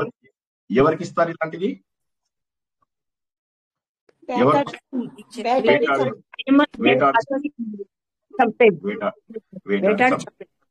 వేటాడి చంపేవాళ్ళని. తర్వాత ఇందాక పూయోదము అని చెప్పాము, అది దేనికి? శుచి శుభ్రత లేకపోతే ధర్మము ధర్మము మర్యాద ఇవన్నీ పాటించని వాళ్ళని వైతరణీయము. వైతరణి నది లోపల తర్వాత పూయోదం అనే సముద్రం వీళ్ళందరినీ కూడా వేసేస్తున్నారు అని చెప్పేసి తెలుసుకున్నాం. ఇక ఇదైపోయిన తర్వాత ఇంకేమవుతుంది నెక్స్ట్, ఈ దొంగ సాక్ష్యాలు చెప్తూ ఉంటారు, డబ్బులు తీసుకుని అబద్ధాలు చెప్తూ ఉంటారు, అసత్యాలు పలుకుతూ ఉంటారు. అంటే ఎంత ఇదంటే వాళ్ళ అవసరాల కోసం ఎటువంటి అబద్ధాలైనా కూడా మాట్లాడేటటువంటి జనాలు ఉంటారు అనమాట. వీళ్ళకి ఏమవుతుందంటే అవీచి అంటారు. అవీచి అంటే ఏంటంటే విడగొట్టలేని గట్టి అని చెప్పాను అనమాట. వాళ్ళని ఏం చేస్తారంటే పెద్ద 800 మైళ్ళ పర్వతం ఉంటుంది, 800 మైల్స్, 1200 కిలోమీటర్లు అంత పెద్ద పర్వతం నుంచి కింద పడేస్తారు. కింద పడేసినప్పుడు ఏమవుతుంది, కిందేమో నీళ్లు ఉంటాయి, మంచిగా నీళ్ళలో పడతాం, చక్కగా సినిమాలో పడ్డట్టుగా అట్లా ఉండదు అనమాట. బండ రాతిలాగా అంత వజ్రంలాగా గట్టిగా ఉంటుంది అనమాట. అన్ని దెబ్బలు తగులుతూ శరీరము ముక్కలుగా అయిపోతుంది అనమాట. అలా ముక్కలుగా అయిపోతుంది. కాకపోతే ఇంకా కూడా మనకు ఆ బాధ తెలుస్తూనే ఉంటుంది, అత్యంత దారుణంగా ఉంటారు. ఇక ఇంకొంతమంది ఉంటారు, జనాలని మోసగిస్తూ ఉంటారు. నువ్వు ఈ వ్రతం చేస్తే నీకు ఈ లాభం వస్తుంది, ఆ వ్రతం చేస్తే ఆ లాభం వస్తుంది, ఆ నోము చేస్తే అది వస్తుంది, నా దగ్గర నువ్వు తాయెత్తు తీసుకుంటే నీకు ఈ లాభము, నా వెంట నిన్ను దేవుడి దగ్గరికి తీసుకెళ్తాను, నా ప్రవచనాలు వింటే మణిద్వీపానికి వచ్చేస్తావు నువ్వు డైరెక్ట్ గా. ఇలాంటి మాటలు మాట్లాడేటటువంటి వాళ్ళు ఎవరైతే, జనాలని మోసగించేటటువంటి వేషాలు వేసుకున్న వాళ్ళు ఎవరైతే ఉంటారో, నేను చెబుతున్నాను అక్కడ గనక వెళ్తే మీరు పూజలు చేస్తే నా మాట అసత్యం కాదు, పెళ్లి జరుగుతుంది అని చెప్తుంటారు కదా, వాళ్ళందరూ వెళ్ళేటటువంటి దాన్ని ఏమంటారంటే వైషసము అంటారు. ఈ వైషసము అనే దాని లోపల అత్యంత దారుణంగా వాళ్ళని హింసలు పెడుతూ వాళ్ళని చాలా బాధ అన్నమాట. ఇక వాళ్ళకి మాటకి వీళ్ళు వచ్చి టైం పాస్ కి పశువులని వధించినట్టుగా వీళ్ళని నరికేస్తూ ఉంటారన్నమాట. ఇది కాక ఇటువంటి ఛాందసులే తప్పు ఆచారాలు చేయడమే కాకుండా జంతు బలులు అవి కూడా ప్రోత్సహిస్తూ ఉంటారు వీళ్ళు. నేను మీకు చెప్పాను, ఈ రోజుల్లో కూడా కొన్ని చోట్ల ఈ యజ్ఞాలలో జంతు బలులు ఇస్తున్నారు, తెలుసా మీకు? అటువంటి వాళ్ళందరూ కూడా ఈ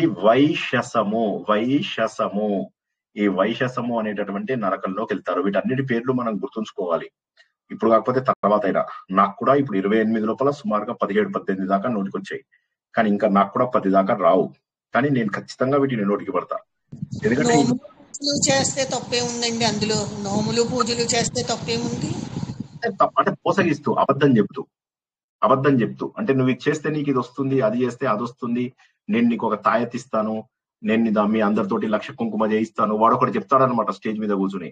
ఏమని అంటాడంటే, మీరు గనక ఇంత కుంకుమ పూజ చేస్తే ఫలానా ఆవిడకి ఇంత లాభం వచ్చింది, మీరు ఇవాళ ఇంత కుంకుమతో పూజ చేస్తున్నారు, ఎంత లాభము గుర్తుంచుకోండి అని చెప్పి ఇలా మాటల ద్వారా అమాయకపు జనాలను మోసం చేయడం. అక్కడ ఉన్నటువంటిది పసుపులోనో కుంకుమలోనో కాదు ఉన్నటువంటి పవిత్రత.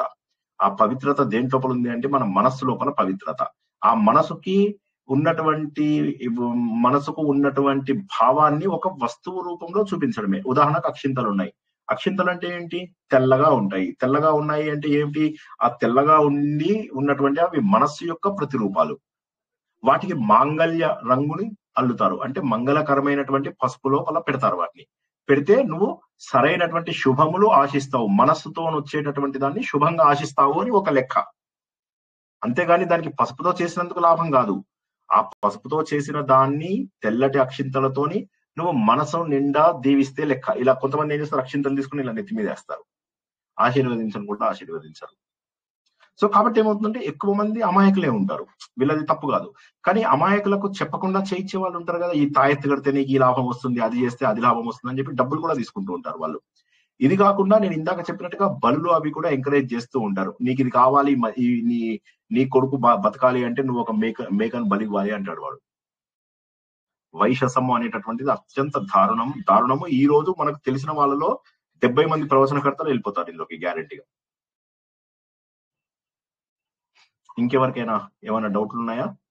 వైషసము గుర్తుందా దీని పేరు? ప్రాణరోధం అంటే ఏంటండి? వేట. వైషసము అంటే జంతు బలి ఇచ్చేవాళ్ళు. వైశసం జంతు బలి అని కాదు, మాటలతో మాయంగాను మోసం చేసేవాళ్ళు. మోసం చేసి పక్కదారిలో పట్టిస్తారు జనాలను. ఇది చెయ్యి, అది చెయ్యి, ఆ పూజ చెయ్యి, పూజ చెయ్యి. కరెక్ట్.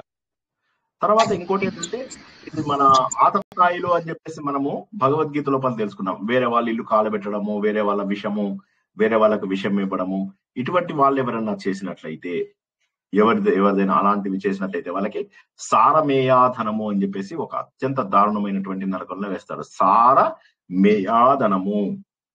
అందులోపల ఏమవుతుందంటే 720 మంది యమదూతలు కుక్కల వేషాలు వేసుకుంటారు. వేసుకొని 720 కుక్కలతోని కొరికి తింటూ ఉంటారు అనమాట. వాళ్ళని చచ్చిపోరు, మళ్ళీ శరీరం కొత్త శరీరం ఇస్తూనే ఉంటారు వాళ్ళు. కానీ నొప్పి తెలిసేదాకా. ఎప్పుడు ఇది ఎవరైనా మనకు విషం ఇచ్చినా, ఎవరైనా మనకు మన ఇల్లు తగలబెట్టినా, సో ఇవన్నీ చూసినట్టయితే మన మహాభారతంలో వాళ్ళు ఇలాంటివన్నీ చేశారు. అందుకోసమే అర్జునుడు ఏమంటాడు, వాళ్ళు ఆతతాయిలే, అంటే క్షమకు అర్హులు కాదు వాళ్ళు, కానీ నేను క్షమిస్తాను అని అంటాడు. కానీ వాళ్ళు క్షమార్హులు కాదు. ఇల్లు తగలబెట్టిన వాళ్ళు, వేరే వాళ్ళకు విషం ఇచ్చిన వాళ్ళు వీళ్ళు. అటువంటి వాళ్ళని ఏంటంటే ఈ 720 కుక్కల రూపం లోపల యమ భటులు ఎవరైతే ఉంటారో వాళ్ళని కొరికి తింటారు అనమాట. దీన్ని సారమేయాదనము. ఇవన్నీ చెప్తుంటే పరీక్షిత్ మహారాజు వింటూ ఉంటాడు, ఏమిటి ఇంత దారుణంగా జరుగుతాయా అని చెప్పేసి.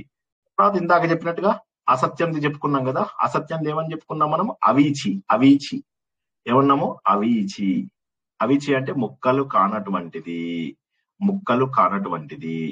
సో ఆ అవీచి అనేటటువంటి అవీచిమాన్ అనేటటువంటి నరకంలో వేసేస్తారు.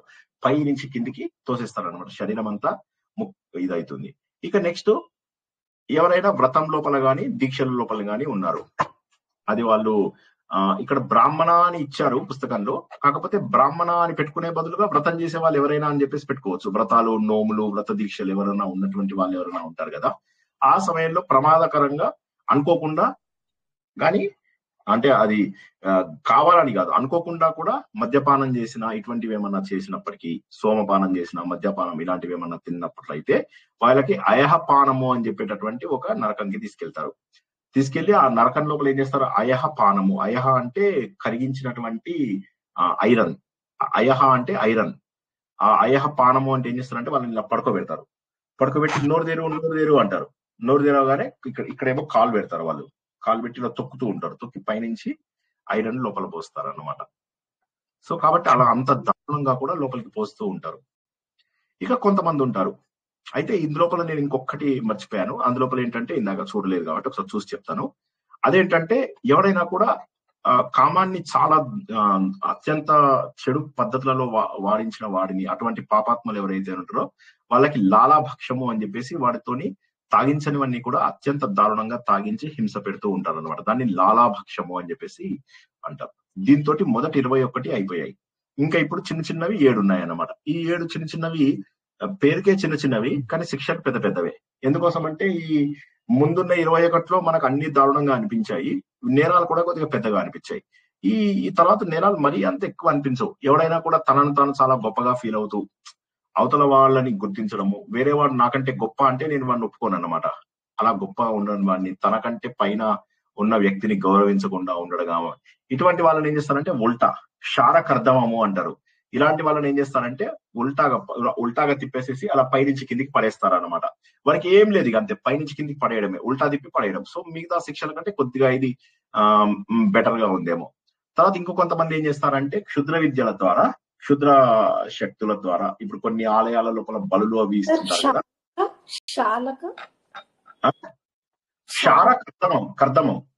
కర్దమ ప్రజాపతి లాగా క్షారకర్దమం.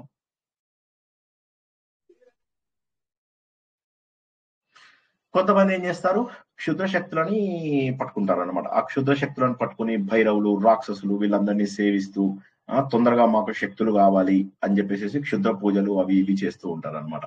ఆ చేస్తున్నటువంటి వాళ్ళని అత్యంత దారుణంగా, దానివల్ల ఏమవుతుంది, ఆ క్షుద్ర శక్తుల వల్ల వాళ్ళు చేయకూడనటువంటి తప్పులు చేస్తూ ఉంటారు. ఇవ్వకూడని కొన్ని చోట్ల మనుషులను కూడా బలి ఇస్తూ ఉంటారు. ఈ పూజ చేయిద్దాం, ఆ పూజ చేయిద్దాం అని చెప్పేసి చెప్తూ చాలా దారుణంగా చేయిస్తూ ఉంటారు అనమాట. సో వాళ్ళకి ఏంటంటే రక్షోగణ భోజనము అని చెప్పేసి పెడతారు అనమాట.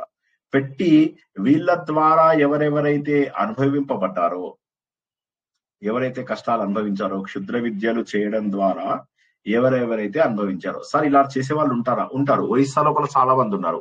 ఇలాంటి వాళ్ళు చాలా మంది ఈ రోజుకు కూడా క్షుద్ర విద్యలు చేసే వాళ్ళు మనకు శ్రీకాకుళం సైడ్, అటు సైడు, తర్వాత ఒరిస్సా సైడ్ ఎక్కువ మంది ఉన్నారని చెప్పి వింటాం అనమాట. అక్కడ ఉన్న వాళ్ళలో ఏం చేస్తారు, క్షుద్ర విద్యల ద్వారా వాళ్ళు వేరే వాళ్ళని ఇబ్బందులు పెడుతూ ఉంటారు. చేతబడి అవి ఇవి అంటారు కదా, అలాంటి కొన్ని, అంటే వాళ్ళని బాధ పెట్టడం, అలా బాధ పెట్టడము, వేరే వాళ్ళ అంటే వీళ్ళ శక్తుల కోసము అవతల వాళ్ళని బాధ పెట్టడం ఏవైతే ఉంటాయో అటువంటి వాళ్ళకి రక్షోగణ భోజనము అంటారు. ఈ రక్షోగణ భోజనము అనే దాంట్లో ఏమవుతుందంటే, ఎవరైతే వీరితో శిక్షింపబడ్డారో వాళ్ళే వీళ్ళని వచ్చి అత్యంత దారుణంగా వీళ్ళని గొడ్డలతోటి వాటితోటి నరికి వాళ్ళు వీరిని ఆహారంగా తీసుకుంటూ ఉంటారు అనమాట. తీసుకుంటూ వాళ్ళు సంతోషంగా ఎగురుతూ ఉంటారు. సో అది ఇక కొన్ని సార్లు ఏమవుతుందంటే, పశువులని వాటిని వీటిని కొంతమంది కట్టేస్తూ ఉంటారు. మేకలని, గొర్రెలని, ఆవులని వీటన్నిటిని కొడుతుంటారు. వాటిని ఏం చేస్తుంటారు, కొంతమంది ముళ్ళతోని హింసించడం అవి ఇవి చేస్తూ ఉంటారు. ముళ్ళతోని గుర్తించారు, తాళ్ళతో కట్టేయడము ఇవన్నీ చేస్తారనమాట. అప్పుడు వీళ్ళని ఏం చేస్తుందంటే శూల ప్రోతము, శూల దండనం లాంటిది అనమాట. శూల ప్రోతం అనేది ఆ శూలాలతోని పొడుస్తూ ఉంటారు అనమాట.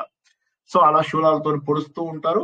అది కాక రాబందులు అలాంటివి వచ్చి మధ్య మధ్యలో ముక్కులతోటి వాటితోటి ఇట్లా పొడుస్తూ ఉంటాయి వీళ్ళని. సో ఆ విధంగా ఏ పాపము ఎరగనటువంటి మూగ జీవులని మనము బాధ పెట్టకూడదు అనేటటువంటిది ఒకటి. ఇక కొంతమంది ఉత్త కోప స్వభావం వల్ల వాళ్ళు ఏంది, సర్పాల వల్లే వాళ్ళ మాటల ద్వారా, వాళ్ళ పనుల ద్వారా వేరే వాళ్ళని బాధ పెడుతూ ఉంటారు. సో వీళ్ళకి ఏమవుతుందంటే పాములతోని కనిపిస్తారు. దందశూకము అని ఉంటుంది. దందశూకము, ఈ దందశూకం అనేటటువంటి నరకం లోపల ఏం చేస్తారంటే, ఈ కోపము మాటలతో అవతల వాళ్ళని బాధ పెట్టే వాళ్ళని సర్పాలతోని కాటింపజేస్తారు అనమాట. ఆ సర్పాలు ఏం చేస్తాయంటే కాటేయడమే కాకుండా నోరు తెరిచి వీళ్ళని తినేస్తాయి. సో కాబట్టి ఇక్కడ మీరు చూసినట్లయితే ఈ చిన్నవి 7 అనేవైతే చెప్పుకున్నామో, ఆ 7లో 3, 4 చెప్పుకున్నాము.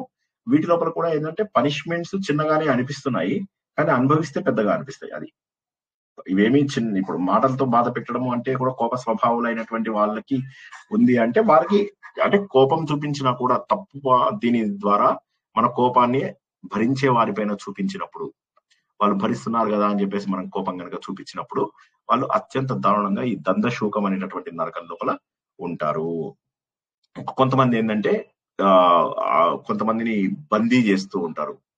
హౌస్ అరెస్ట్ అని చెప్పేసి అంటారు కదా, అట్లాగా కొంతమందిని ఉత్తగానే బందీ చేస్తూ ఉంటారు. వాళ్ళకి ఫ్రీడమ్ ఇవ్వరు అనమాట. సో వీళ్ళని కూడా యమధర్మరాజు వాళ్ళు ఎగ్జాక్ట్లీ అలాంటి ప్లేస్ లోనే పెడతారు. పెట్టేసేసి దాన్ని నిరోధనము అంటారు. అంటే ఆపడము. నిరోధనము అంటే వీళ్ళని బయటికి వెళ్లకుండా ఉంచేసేసి దాన్ని చుట్టూరా నిప్పులు అవి ఇవి పెట్టేసేసి పొగలన్నీ లోపలికి వచ్చేలాగా చేసి, ఇక్కడ ఏదైతే తప్పు చేశారో అదే తప్పుని ఎన్నో రెట్ల శిక్ష అక్కడ ఇస్తారు. అంటే ఎవరినైనా హౌస్ అరెస్ట్ చేసినా, ఎవరినైనా చీకటి గదులలో పెట్టేసినా చేస్తారు. ఇట్లా కూడా కొంతమంది చేస్తారు. అలాంటి వాళ్ళందరినీ కూడా ఈ విధమైనటువంటి ఇక తర్వాత ఇంటికి వచ్చిన వాళ్ళని, ఇంటికి వచ్చిన అతిథి అభ్యాగతులు ఎవరైతే ఉంటారో వారిని కాల్ చేసే దృష్టిలతో చూసినప్పుడు అలాంటి వాళ్ళకి పర్యావర్తనము అని చెప్పేసి ఒక ఇది ఉంటుంది. వాళ్ళకి ఏంటంటే రాబందులు, గద్దలు, కాకులు ఇలాంటివన్నీ కూడా మాటకి కూడా వాటి ముక్కులతోని పొడుస్తూ ఈ పర్యావర్తనము ఇంటికొచ్చిన వాళ్ళని సరిగా చూడనటువంటిది. అంటే ఎస్పెషల్లీ అభ్యాగతులని, వాళ్ళని సరిగా చూడనటువంటి వాళ్ళని బాధ పెట్టాలి కావాలి అని చెప్పి చేసిన వాళ్ళకి పర్యావర్తనము అనేటటువంటి నరకం ఉంటుంది. ఇది కూడా మనం జనరల్ గా ఎక్కువ మంది అనుభవించేటటువంటి నరకమే అని చెప్పేసి చెప్పవచ్చు. ఇక తర్వాత ధనగర్వం, విపరీతమైనటువంటి ధనగర్వం. ఈ ధనగర్వం దీన్ని సంపాదించడం కోసము వీడు ఏ పనైనా కూడా చేయగలుగుతాడు అనమాట. వీడిని సూచి ముఖము అనేటటువంటి ఒక నరకం ఉంటుంది. ఆ నరకంలో సూచి ముఖం లోపల, సూచి అంటే దారం కూడా ఉంటుంది. వాళ్ళు ఏం చేస్తారంటే వీటి శరీరాన్ని మంచిగా ఇట్లా చాప్ చేస్తారు. ముక్కలుగా నరికేస్తారు. నరికేసి వాటి అన్నిటిని మళ్ళీ కుడతారు అనమాట. దారంతో మళ్ళీ ముక్కలుగా నరుకుతారు, మళ్ళీ వాటిని కుడతారు అనమాట. సో డబ్బు సంపాదిస్తూ విపరీతమైనటువంటి గర్వం, ఎంతసేపు కూడా జీవితంలో ఒక మంచి పని చేయాలని లేకుండా మనము డబ్బు సంపాదిస్తూ వేరే వాళ్ళని అత్యంత హీనంగా చూడడము. నీకు తెలుసా, దేవుడు నాకు భక్తి ఉంది అందుకే నా కోరికలు తీర్చాడు, దానికి భక్తి లేదు, భక్తి లేనప్పుడు ఎన్ని పారాయణాలు చేసేంటి, నేను ఒక్క పారాయణం చేయగానే ఇన్ని వరాలు ఇచ్చాడు దేవుడు అని చెప్పే వాళ్ళు ఉంటారు. సో అలాంటి వాళ్ళ కోసం ఈ వరం ఈ నరకం వాళ్ళకి సూచి ముఖము. సో ఇది వాళ్ళకు ఒక రకంగా నరకం కాదు, ఇది వాళ్ళకి వరమే. ఎందుకంటే వాళ్ళ పాపాలు తొందరగా పోతాయి ఇలాంటి పాపాత్ములకు. సో ఈ విధంగా ఎన్నో రకాల నరకాలు ఉన్నాయి. నీకు క్లుప్తంగా 28 నరకాలు చెప్పాను అని చెప్పేసి చెప్పాడు. మోస్ట్లీ చెప్పే ఉంటా నేను, మధ్య మధ్యలో కొన్ని ఒక 7-8 పైన చూసే చెప్పాల్సి వచ్చింది. సో కాబట్టి ఈ నరకాలు ఏవైతే ఉంటాయో ఇవి అత్యంత సులభంగా మన సంచిత కర్మలను దూరం చేయగలవు పరీక్షిత్ నరేంద్ర. ఇవన్నీ చేసుకోవడానికి కారణం ఏంటి అంటే మన ప్రారంభమే, మనం చేసుకున్నటువంటిదే. కాబట్టి ఈ ప్రపంచంలో ధర్మము చేయడం తప్ప వేరే మార్గం లేదు. మనం ఇక్కడ ఉన్నంత వరకు కూడా ఈ భోగభాగ్యాలలో, సుఖాలలో, వాటిల్లో వీటిల్లో పడిపోయి మనము ఇవన్నీ చెయ్యము. ఈ మంచి పనులు చేయడానికి ఇష్టపడము. ఎంతసేపు ఈ ఉన్నదాన్ని ఇలాగే కొనసాగించుకుంటూ వెళ్ళాలనుకుంటాము. అందులోపల తెలిసి తెలియకుండా ఎన్నో రకమైనటువంటి పాపములను చేస్తాము. ఆ పాపములను చేయడానికి కారణము మన సాత్విక, రాజసిక, తామసిక గుణాలే. కాబట్టి ఓ పరీక్షిత్ మహారాజా, ఇవన్నీ కూడా చేయకుండా ఒకవేళ మంచి మార్గంలో ఉన్న వాళ్ళు ఉన్నారంటే వాళ్ళు స్వర్గలోకాలకు వెళ్ళి సకల సుఖాలు అనుభవిస్తారు. కాకపోతే ఇవి కావద్దు కదా. మనకు కావాల్సినది ఏంటంటే భగవంతుడిని గుర్తిస్తూ మనము జన్మలేనటువంటి స్థితికి వెళ్ళాలి. కానీ భగవంతుని గుర్తించాలి అంటే పరీక్షిత్ మహారాజా ఆయనకు రూపం లేదు.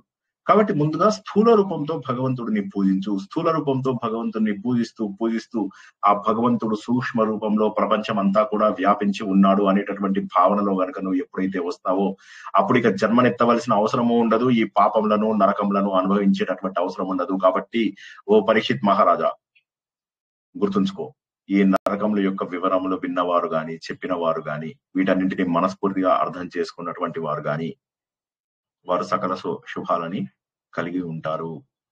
వారందరికీ కూడా మంచి జరుగుతుంది. బుద్ధితో అర్థం చేసుకుంటారు కాబట్టి తప్పులు తక్కువ చేయడం జరుగుతుంది.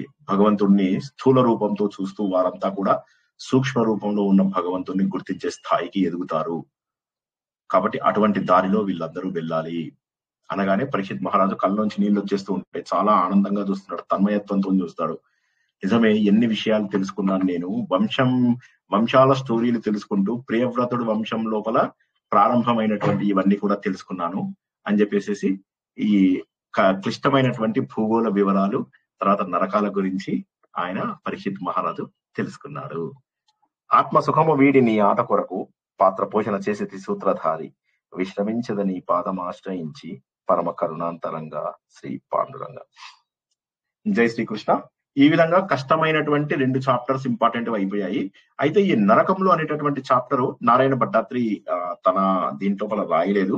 కాకపోతే భాగవతంలో భాగంగా ఇదొకటి, తర్వాత నేను ఇంతకు ముందు చెప్పినట్టుగా హంసగుహ్యము, ఇవి నారాయణ భట్టాత్రి నారాయణీయంలో రాయినప్పటికీ కూడా మనము మాత్రము తెలుసుకుంటాము. ఇంకా మనకు శ్రావణ మాసంలో ఇంకో 2 శనివారాలు 3 శనివారాలు ఉన్నాయో చూద్దాం. 2 అనుకుంటాను, లేదా 3 కూడా ఉండొచ్చు. 2 అనుకుంటా కనీసం. సో ఆ 3 శనివారాలు చెప్పుకున్నాం కాబట్టి 2 ఉంటాయి. ఈ 2 శనివారాలలో ఈ ప్రియవ్రతుడు, తర్వాత ఉత్తానపాదుడి యొక్క చరిత్రలు మొత్తం తెలుసుకుంటాము. ఇందులోపల జడభరతుడి యొక్క కథ మనకు తెలుస్తుంది. ఇవి అయిపోయిన తర్వాత ఇక మనకు మిగిలింది అజామీలుడు, చిత్రకేతువు, తర్వాత నరసింహస్వామి ప్రహ్లాద చరిత్ర. సో ఇవి 3 చూద్దాము. ఎంత చెప్పుకోగలిగితే అంత నెక్స్ట్ 2 వారాలలో చెప్పుకుందాము. తర్వాత మళ్ళీ ఎప్పట్లాగే నారాయణీయము ప్రతి 2 వారాలకు ఒకసారి మాత్రమే ఉంటుంది. అంతవరకు మనం తెలుసుకుంటాం. కానీ వచ్చే శనివారము కూడా మనకు నారాయణీయంలో ఇవి ఇప్పుడు చెప్పుకున్నవన్నీ కూడా కంప్లీట్ అవుతాయి. ఇందాక చెప్పుకున్నవన్నీ కూడా ఇందులో ఒకరోజు హంసగుహ్యం కూడా ఉంటుంది. కాబట్టి ఇప్పుడు మనం చెప్పినవన్నీ కూడా మొత్తం చెప్పుకోకపోవచ్చు. ప్రహ్లాద చరిత్ర బహుశా మిగిలిపోవచ్చు. అజామీనుడు, చిత్రకేతువు చెప్పుకుంటాము, హంసగుహ్యము చెప్పుకుంటాము, ప్రియంవ్రతుడి వంశం లోపల చివరగా మిగిలిపోయినటువంటి జడభరతుడు, ఋషభుడు కథని తెలుసుకుంటాము. ఇంతవరకు మనము తెలుసుకుంటాం. జై శ్రీకృష్ణ. ఈ వారము, గత వారము ఏదైతే జ్ఞానం ఉందో ఇది చాలా కష్టమైనటువంటిది. భూగోళ చరిత్ర గాని ఇదంతా గాని ప్రియవ్రతుడు చేసినటువంటిది. సో భాగవతంలో కొద్దిగా డ్రై సబ్జెక్ట్స్ అంటే ఇవే. మిగతావన్నీ కూడా కథల రూపంలో, తత్వ రూపంలో సులభంగానే ఉంటాయి. కానీ ఇవి కొద్దిగా కష్టమైనటువంటివి. సో అందుకే ఇవి ఎలాగైనా పూర్తి చేయాలి అని అనుకున్నాం. లక్కీగా ఈ సమయంలో పూర్తి చేసుకోగలిగాం కూడాను. జై శ్రీకృష్ణ. ఇప్పుడు ఎవరికైనా ప్రశ్నలు ఉంటే. సార్ నమస్తే సార్. నమస్తే. మనిషికి భయం అనేది యాతనా శరీరంతో అనుభవిస్తే ఎలా తెలుస్తుంది సార్? ఇప్పుడు అపరిచితుడు సినిమాలో ఫిజికల్ బాడీతో అనుభవిస్తే తెలుస్తుంది కదా సార్, ఒక మనిషి తప్పు చేస్తే ఏం అనుభవిస్తాడు అనేది. అవును, పైకెళ్ళి చేయడం కదా, ఏముందిలే అని తప్పులు చేసేవారు చాలా మంది ఉంటారు కదా. అలా ఉండదు. ఇవన్నీ కూడా మనము ఇప్పుడు ఉదాహరణకి నేను ఇప్పుడు ఎలా ఉన్నాను? తెల్ల గడ్డము, తెల్ల జుట్టు, ఈ సైడ్స్ కి తెల్లగా, కొద్దిగా గుండెటి ముఖం. ఓకేనా? ఇప్పుడు నేను ఏం చేశానంటే ఒక 10 మందిని చంపేశాను. చంపేసిన తర్వాత నేను ఏం చేశాను, ఈ తెల్ల గడ్డము తెల్ల ఇది తీసేశాను. ఇదంతా ఎర్ర రంగు వేసుకున్నా. ముఖం కొద్దిగా ఇలా కోలగా చేయించుకుంటాను. ఓకే. సో ఇప్పుడు నేను 10 మందిని చంపింది పోయిందంటారా? ఉంటుందా? ఉంటుంది. పాపం అనేది అట్లనే ఉన్నప్పుడే అలాగే సార్ ఉంటుంది. జరుగుతున్నా కదా. ఒక్క నిమిషం. ఇప్పుడు ఇంతవరకు అర్థమైందా లేదా చెప్పండి ఫస్ట్. ఇది అర్థమైందా? ఈ పాయింట్ అర్థమైందా? అర్థమైంది సార్. అంటే రూపం మారినా అనుభవించవలసినది నేనే. నేను అనేది ఏదైతే ఉందో ఆ నేను అనేటటువంటిది ఒక విత్తనము. చెప్పండి ఒకసారి. నేను అనేది ఏంటి? ఒక విత్తనము. విత్తనం అంటే ఎట్లా ఉంటుంది? మనం తెలుసు, మన వేప చెట్టు అవి ఉంటాయి, అలా విత్తనం ఉంటుంది. ఆ విత్తనం ఏం చేస్తుందంటే రకరకాల శరీరాలు తీసుకుంటుంది. ఇటువంటి శరీరము, ఇంకొక శరీరము, ఇలా కొన్ని వందల వేల మనిషి శరీరము, కుక్క శరీరము, నక్క శరీరము, యాతన శరీరము. సో వన్ ఆఫ్ ద శరీరములు యాతన శరీరం. అనుభవించేది ఎవడు? ఆ కారణ శరీరమే. సో కాబట్టి మీరు ఈ వేషంలో ఉన్నారంటే ఈ వేషం తీసేసి కొత్త వేషం వేసుకుంటారు, కానీ అనుభవించేది మీరే. అర్థమైందా? లేక నేను ఇంకా కొద్దిగా కాంప్లికేట్ చేశానా? అర్థమైంది. అంటే జన్మలు ఎత్తి అనుభవిస్తాము అని చెప్తున్నారండి. జన్మలు ఎత్తడం అంటే దీనికి జన్మలు లేవు కదా, ఇది వేషం అంతే. జన్మ అనకండి, కొద్దిసేపు దీన్ని వేషం అనుకోండి. విత్తనం అనేది వేషాలు మార్చుకుంటుంది అంతే. వేషం మార్చుకున్నా కూడా ఏమైంది? ఇప్పుడు వేషం ఈ చొక్కా తీశాను, ఇవాళ ఈ చొక్కాతో ప్రవచనం ఇచ్చాను, రేపు వేరే చొక్కాతో ప్రవచనం ఇస్తాను, అంతే కదా. కానీ నేనే కదా. సార్ ఈయన మా శ్రీనివాస్ కాదు అని అంటారా మీరు? ఈ చెప్తున్నది ఈ శ్రీనివాస్ కాదు, ఎందుకంటే తెల్ల చొక్కా ఉంటేనే శ్రీనివాసు అని అంటారా మీరు? అనరు. అదే విధంగా ఆ విత్తనం ఏదైతే ఉంటుందో, నువ్వు అనేది ఈ శరీరం కాదు. ఇప్పుడు శ్రీనివాస్ అనేది ఈ శరీరం కాదు. శ్రీనివాస్ అనేది ఒక కారణ శరీరం ఉంటుంది. ఆ కారణ శరీరమే నేను. ఆ కారణ శరీరమే నేను చేసిన పాపములు, నేను చేసిన పుణ్యములు, నేను నా వాసనలు, నా సంస్కారాలు అన్ని ఒక దగ్గర పెట్టుకుని ఉంటుంది. అదే ఒక వేషం నుంచి ఇంకొక వేషం ధరిస్తుంది, అప్పుడు అనుభవిస్తుంది. అప్పటి నుంచి ఇంకో వేషంలోకి వెళ్తుంది, అప్పుడు అనుభవిస్తుంది. కొంతమంది వేషాలు మార్చుకుని 10 దేశాలు తిరుగుతారు. తిరిగితే వాళ్ళ పాపములు పోతాయా? పోవు. ఏ దేశంలో ఉన్నా కూడా మళ్ళీ వచ్చి అనుభవించవలసిందే. అదే విధంగా కారణ శరీరమే అనుభవిస్తుంది. ఇవన్నీ కూడా కారణ శరీరమే అనుభవిస్తుంది. దానికి పైన తొడుగు. యాతన శరీరం అంటే కేవలం ఒక తొడుగు అంతే. నొప్పిని తెలిపే ఒక తొడుగు అంతే. ఎందుకంటే కారణ శరీరానికి నొప్పి లేదు కాబట్టి కారణ శరీరం నొప్పి తెలుసుకోవడం కోసం ఒక శరీరం ఇస్తారు. ఇప్పుడు ఒక విత్తనం ఉంది, చెట్టు విత్తనం ఉంది. విత్తనంలో ఏమీ ఉండదు, కానీ ఆ విత్తనాన్ని నీళ్లు పోసి దాన్ని బాగా పెంచిన తర్వాత అది పెద్ద చెట్టు అవుతుంది కదా. అదే విధంగా కారణ శరీరం అనేటటువంటి ఒక విత్తనమునకు ఒక శరీరమునిస్తే అప్పుడు శరీరము బయట ఉన్న వస్తువులను అనుభవించే వీలుగా శ్రోత్ర చక్షు స్పర్శనంచ రసనం గ్రాణమేవచ అని ఉంది కదా మనకు భగవద్గీతలో. అప్పుడు మనకేమవుతుందంటే విషయానుపసేవతే, విషయములను మనము ఉపసేవిస్తాము. ఈ కారణ శరీరం ఏదైతే ఉందో ఒక దగ్గర నుంచి మరో దగ్గరికి వెళ్ళినప్పుడు ఇంద్రియముల సహాయము ద్వారా, మనసు యొక్క సహాయము ద్వారా బయట ఉన్న విషయాలను అనుభవిస్తుంది. అంటే బయట ఉన్న విషయములను అనుభవించుటకై మనకు ఒక శరీరము కావలెను. అది నరకంలో కూడా ఇవి అనుభవించడానికి ఒక శరీరం కావాలి. కారణ శరీరం ఏమీ అనుభవించదు. కారణ శరీరంలో ఏమీ తెలియదు మనకు. క్లియర్ గా ఉందమ్మా? ఏమైనా కన్ఫ్యూజ్ చేశానా?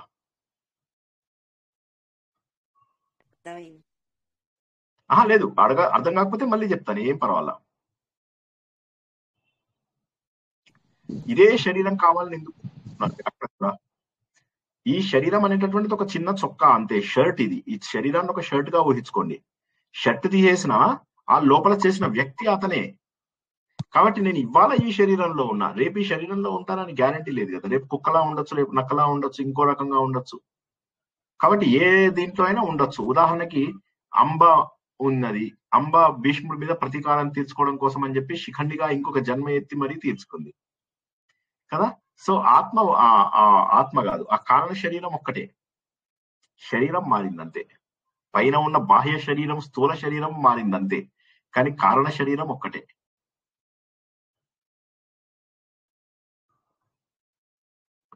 పంచయజ్ఞాలు చేయడం వల్ల చిన్న చిన్న పాపాలు పోతాయి అంటారు. పోతాయండి? పాపములు పోవు, కానీ పంచయజ్ఞాలు తప్పనిసరిగా అందరూ చేయాలి. పంచయజ్ఞాలు మన పాపములు ఎప్పుడు పోవండి, పాపములు కూడా పోవు. పాపములను అనుభవించాలి లేదా కాల్ చేయాలి, పాపం అనుభవించాలి లేదా కాల్ చేయాలి. అయితే ఏ పాపములు పోతాయి, ఏ పాపంలో పోతాయి అంటే తెలియక చేసినటువంటి పాపములు ఏవైతే ఉంటాయో, అంటే మీరు నడుస్తూ ఉంటారు, ఆ నడుస్తూ ఉన్నటువంటిప్పుడు మీరు తెలియకుండా కొన్ని జీవులను చంపారు, అదే విధంగా వంట చేస్తున్నప్పుడు కొన్ని జీవులను చంపుతారు. ఇలాగ కొన్ని ఏవైతే ఉంటాయో వాటికి ప్రాయశ్చిత్త కర్మల ద్వారా ఈ పాపములను మాత్రమే పోగొట్టుకుంటాం. నా మాట అర్థం కాలేదా, అర్థమైందా?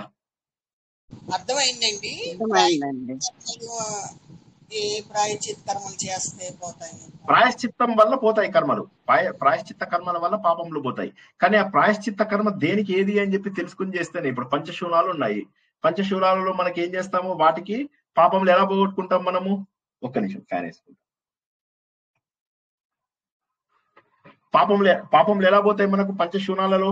వాటిని మనము తీర్థయాత్రల ద్వారా, తర్వాత భగవంతుడి ఆలయంలో విజిట్ చేయడం ద్వారా, తర్వాత ధ్యానము ద్వారా ఇలా పోగొట్టుకోగలుగుతాం కదా. పుష్కర స్నానం ద్వారా, నదీ స్నానం ద్వారా పోగొట్టుకోగలుగుతాం. అక్కడికి కూడా పోయి మనము ఎవరన్నా తోసి తన్ని కొట్టి ఇంత మట్టి తీసి వెనక్కేసావా అంటే వేయలేదు, అయితే ఇంత మట్టి తీసేస్తాం మనం, అప్పుడు పాపం ఎక్స్ట్రా వస్తుంది. అప్పుడు అక్కడికి వెళ్ళి చచ్చిపోతున్నారు కూడా జనాలు. అలాగే దైవ దర్శనం చేసుకోమండి అంటే దైవ దర్శనానికి వెళ్ళి జనాలు చచ్చిపోతున్నారు. సో కాబట్టి ఏమవుతుందంటే పవిత్రమైన ప్లేసెస్ కి వెళ్ళాలి, కానీ పవిత్రము అనే దాంట్లోపల మనం అక్కడికి వెళ్ళి పవిత్రమైన ప్లేస్ లో తప్పు చేస్తే అది మరింత ఘోరము.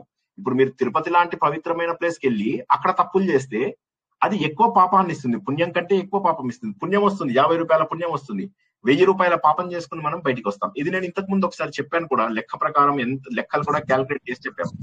చాలా సార్లు చెప్పారండి.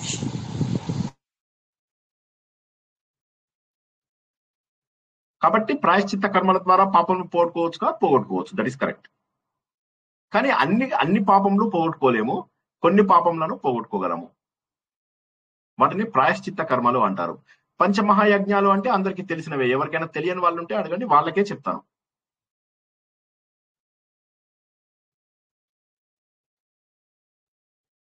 ఓకే, అందరికీ తెలుసు కాబట్టి నో ప్రాబ్లం.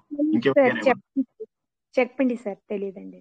ఆ పంచమహాయజ్ఞాలు అంటే ప్రతి వ్యక్తి కూడా 5 రుణాలతోటి వస్తాడు అని చెప్పేసి మనం అనుకున్నాం. అందులోపల దేవతల రుణాలు. కాబట్టి మనకు ఏంటంటే దేవుళ్ళని మనము వేదం ద్వారా నేర్చుకుంటాము, వేద విద్య ద్వారా దేవుళ్ళని నేర్చుకుని మనము దేవుళ్ళని స్తుతించడం ద్వారా, ఇప్పుడు మనం ఋగ్వేదం నేర్చుకుంటున్నాం కదా, తద్వారా మనము దేవతల యొక్క రుణాన్ని తీర్చుకుంటున్నాం. రెండవది ఏంటంటే ఋషి రుణం. ఋషి అంటే ఋషులు మనకు కష్టపడి వేదములను దర్శించారు, ఋషులు మనకు కష్టపడి ఈ గ్రంథాలన్నింటినీ అందించారు.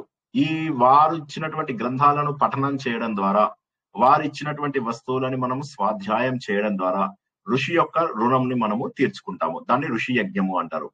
మూడవది మానవ యజ్ఞము. మానవ యజ్ఞం అంటే తోటి మనుషులను చాలా ప్రేమగా చూసుకోవడం ద్వారా మానవ యజ్ఞాన్ని సాధించగలుగుతాం. భూత యజ్ఞము అంటాము. అంటే ఏ వస్తువుని హింస పెట్టకుండా అన్నింటినీ ప్రేమగా చూసుకున్నట్లయితే దాన్ని భూత యజ్ఞము అంటాము.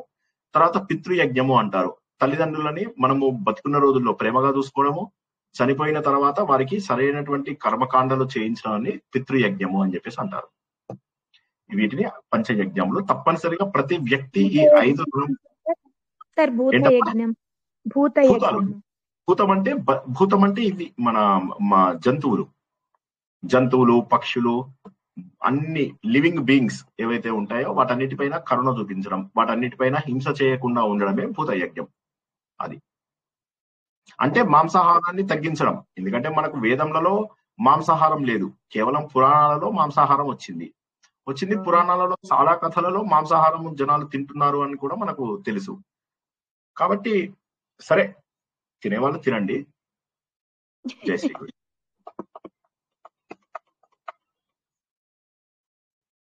ఇంకేం ప్రశ్న లేకపోతే ముగించుకుందాం. రాత్రి వాళ్ళ సంపూర్ణ మహాభారతంలో నలచరిత్ర ఎలాగో పూర్తి చేసుకున్నాము.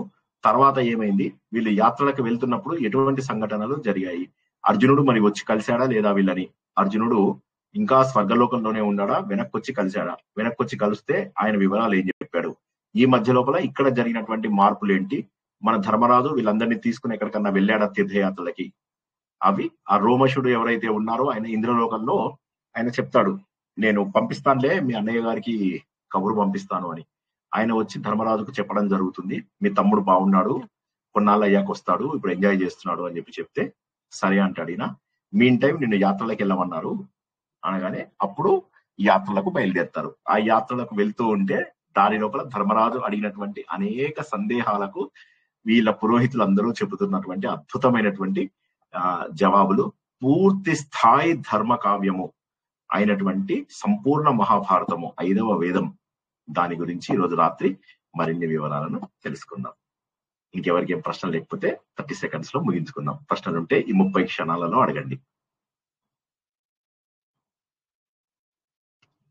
నచ్చిందా ఇంతకి ఇవాళ? చాలా హలో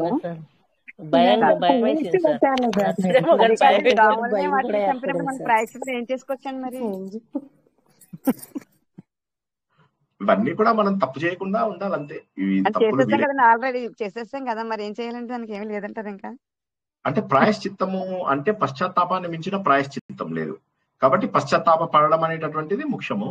పశ్చాత్తాపం కూడా పడడము కాకుండా ఇంకా కూడా కంటిన్యూ చేస్తే తెలియనంత వరకు ఓకే, తెలిసిన తర్వాత ఇప్పుడైనా తప్పులు చేయకుండా జాగ్రత్త పడడం బెటర్. అందుకే ప్రపంచవ్యాప్తంగా చాలా మంది మాంసాహారులు కూడా శాకాహారులుగా మారిపోతున్నారు కదా. సో అది కాక ఇక మిగతా తప్పులు కూడా చేయకుండా, వేరే వారి చెడు మాట్లాడకుండా, వేరే వాళ్ళు మోసగించే వాళ్ళకు దగ్గర వెళ్లకుండా, అనవసరమైనటువంటి మూఢనమ్మకాలలో ఉండకుండా, దాంబికాలు ఇవన్నీ చూపించకుండా, వారు ఏమన్నాడు, చిన్నగా డబ్బు వచ్చే దాంబికను చూపిస్తేనే తప్పని చెప్తున్నాడు. ఏమంటారు, అంత చిన్న చిన్నవే తప్పులని చెప్తున్నారు. సో కాబట్టి మనం ఇంకా జాగ్రత్తగా ఉండాలి. వీలైనంత వరకు ఏంటి, మన కర్మలేవో మనం చేసుకుంటూ ప్రశాంతంగా ముందుకెళ్ళడం తప్ప మనకు వేరే మార్గం లేదు. మన కర్మలు మనం ప్రత్యక్షంగా చేసుకుంటూ మనస్ఫూర్తిగా వెళ్ళిపోవడం తప్ప వేరే మార్గం లేదు. మనకు వేరే దారి కూడా లేదు. మనకు ఇవి కష్టపడి నేర్చుకోవాల్సిందే అంతే.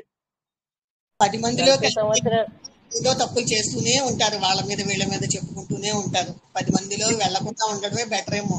వీలైనంత వరకు వెళ్లకుండా ఉంటే మంచిది. మొన్న చెప్పాను కదా, రమణి గారి 15వ రోజు దీనికి వెళ్ళాను.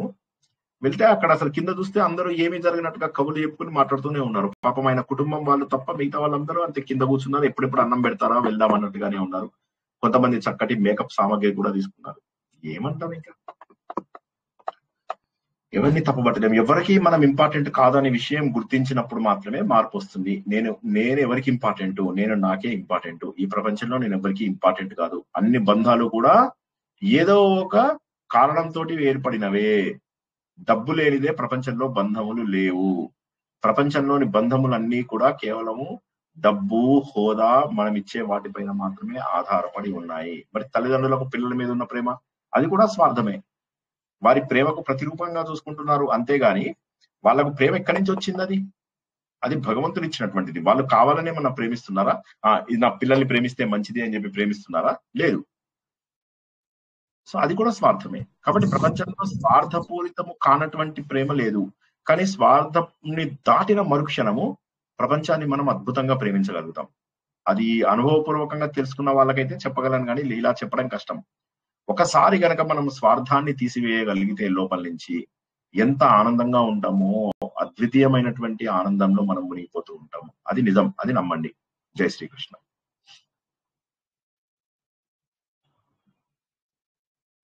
అసలు నరకం అనేదే లేదంటారు కదా సార్. మళ్ళీ ఇది ఒకటి ఏంటమ్మా, నరకం అనేదే లేదు, అన్ని మనం ఈ జన్మ తీసుకున్నప్పుడే ఎండ వాన ఇట్లా అనుభవించాలని అన్నారు కదా సార్. కరెక్ట్. మరి అంటే ఇప్పుడు ఏదన్నా కూడా మనకు తెలియదు, అనుభవం వస్తే గానీ తెలియదు. రేపు నిజంగా ఏ నరకంలో పడ్డాం అనుకోండి, అప్పుడు పైకి వెళ్ళి వాడు నీళ్ళ పైన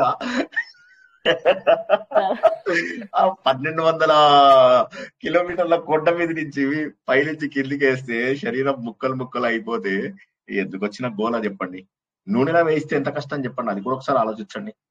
అసిపత్రం లోపల మీరు పరిగెడుతుంటే వాడు పరిగెడతావా అని చెప్పి వేసాడంటే ఎట్లుంటది? వేట చేసిన వాళ్ళని బాణంతో రేపు ఏం జరుగుతుందో తెలియదు, చచ్చిపోయాక ఏం జరుగుతుందో ఎలా తెలుస్తుంది? తెలియదు, ఎప్పటికీ తెలియదు. ఇప్పటి వరకు అక్కడికి వెళ్ళేవాడు వెనక్కి వచ్చి చెప్పలేదు కదా మనకు. చెప్పలేకపోతున్నాము. కాబట్టి మన గ్రంథాలలో ఉన్నది ఎంతో కొంత నమ్మడం మంచిది. నా అలా ఉండకూడదనే ఆశిస్తాను. ఇప్పుడు మా అమ్మగారు మొన్న రోజు ఏడుపు, ఒక పెద్ద ఏడుపు. ఏంటమ్మా ఎందుకు ఏడుస్తున్నావు అంటే, ఒరే ఇవన్నీ నరకాలు ఉంటాయా అని చెప్పేసి ఏడుస్తున్నారు. అంటే నాన్న ఏ ఉండవమ్మా అని చెప్పాను. చెప్పి ఆవిడని సంతోషపరిచాను. అట్లా ఏమంటాం ఇప్పుడు అందుకే బతికి ఉండగా, వయసు ఉండగా, శరీరంలో శక్తి ఉండగా స్వార్థాన్ని వదులుకోవాలి, హంగులు ఆర్భాటాలు వదులుకోవాలి, వేరే వాళ్ళ దగ్గర గొప్పలు చూపించడం ముందు మానేయాలి, మనుషులని మనుషులుగా ప్రేమించాలి, అందరినీ సమానంగా చూడాలి, వైరాగ్య భావన రావాలి, తెలివితేటలు పెరగాలి. ఇవి మరి చెప్తే అర్థం కాదు. ఏం చెప్తాం ఇప్పుడు? మరి బానే ఉంది సార్, మీరు అంతా చెప్తున్నారు, బాగుంది. ఇప్పుడు మా మనవరాలు కొడుకు తమ్ముడి కోడలు ఇంట్లో చిన్న ఫంక్షన్ ఉంది సార్, వెళ్ళకుండా ఎట్లుంటాం చెప్పండి అని అంటే ఇక నేనేం చేయాలి? ఇక ఇప్పుడు నేనేం సార్ చేయాలి? ఇప్పుడు చిన్నప్పుడు ఇప్పుడు మీ ప్రవచనాల నుంచి మార్పు వచ్చింది, కానీ అలవాటు చేసిన తప్పులు అయితే ఉంటాయి కదా సార్, తెలియంది అయితే. అంటే తెలిసిన తర్వాత కరెక్టే మీరు చెప్పింది, తెలిసిన తర్వాత మారాలి. తెలియని వాటికి కూడా ఏమంటాడు, పశ్చాత్తాపమే నిజమైనటువంటి ప్రాయశ్చిత్తం అంటారు కదా. భగవంతుడిని చేసే ప్రార్థన ద్వారా మనం ఏంటంటే ఈ తప్పులను మనము పోగొట్టుకునే అవకాశం, అంటే భగవంతుడే వాటిని తగలబెట్టే అవకాశం ఉంది. ఈ పాపములన్నింటినీ కూడా మనం జ్ఞాన మార్గము ద్వారా తగలబెట్టుకునే అవకాశం ఉంది. కాబట్టి ఇప్పుడు తెలిసిన తర్వాత చేయడం మానేద్దాం. అవి పాతవన్నీ కూడా ఐదరు అనుభవం మీద పోతాయి, కొన్నేమో జ్ఞాన సముపార్జన ద్వారా కాలిపోతాయి. అలా ప్రయత్నం చేసుకుందాం. దేవుడు కూడా క్విక్ డ్రైవ్స్ చేసి తీసేస్తూ ఉంటాడు. అట్లా దేవుడు కూడా మనం అలా ఎన్ని కోట్ల జన్మలు అనుభవిస్తాం.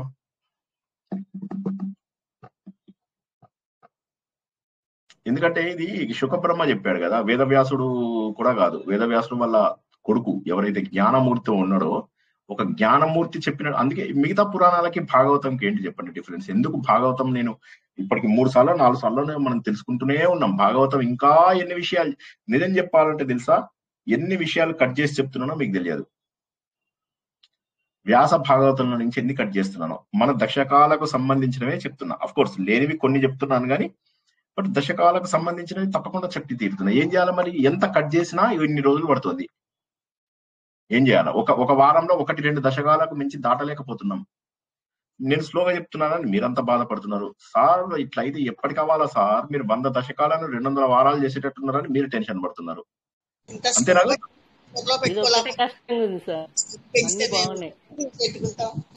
సుమిత్ర గారు సారీ ఏమన్నారు? మీకు గొంతు వినిపించలేదు.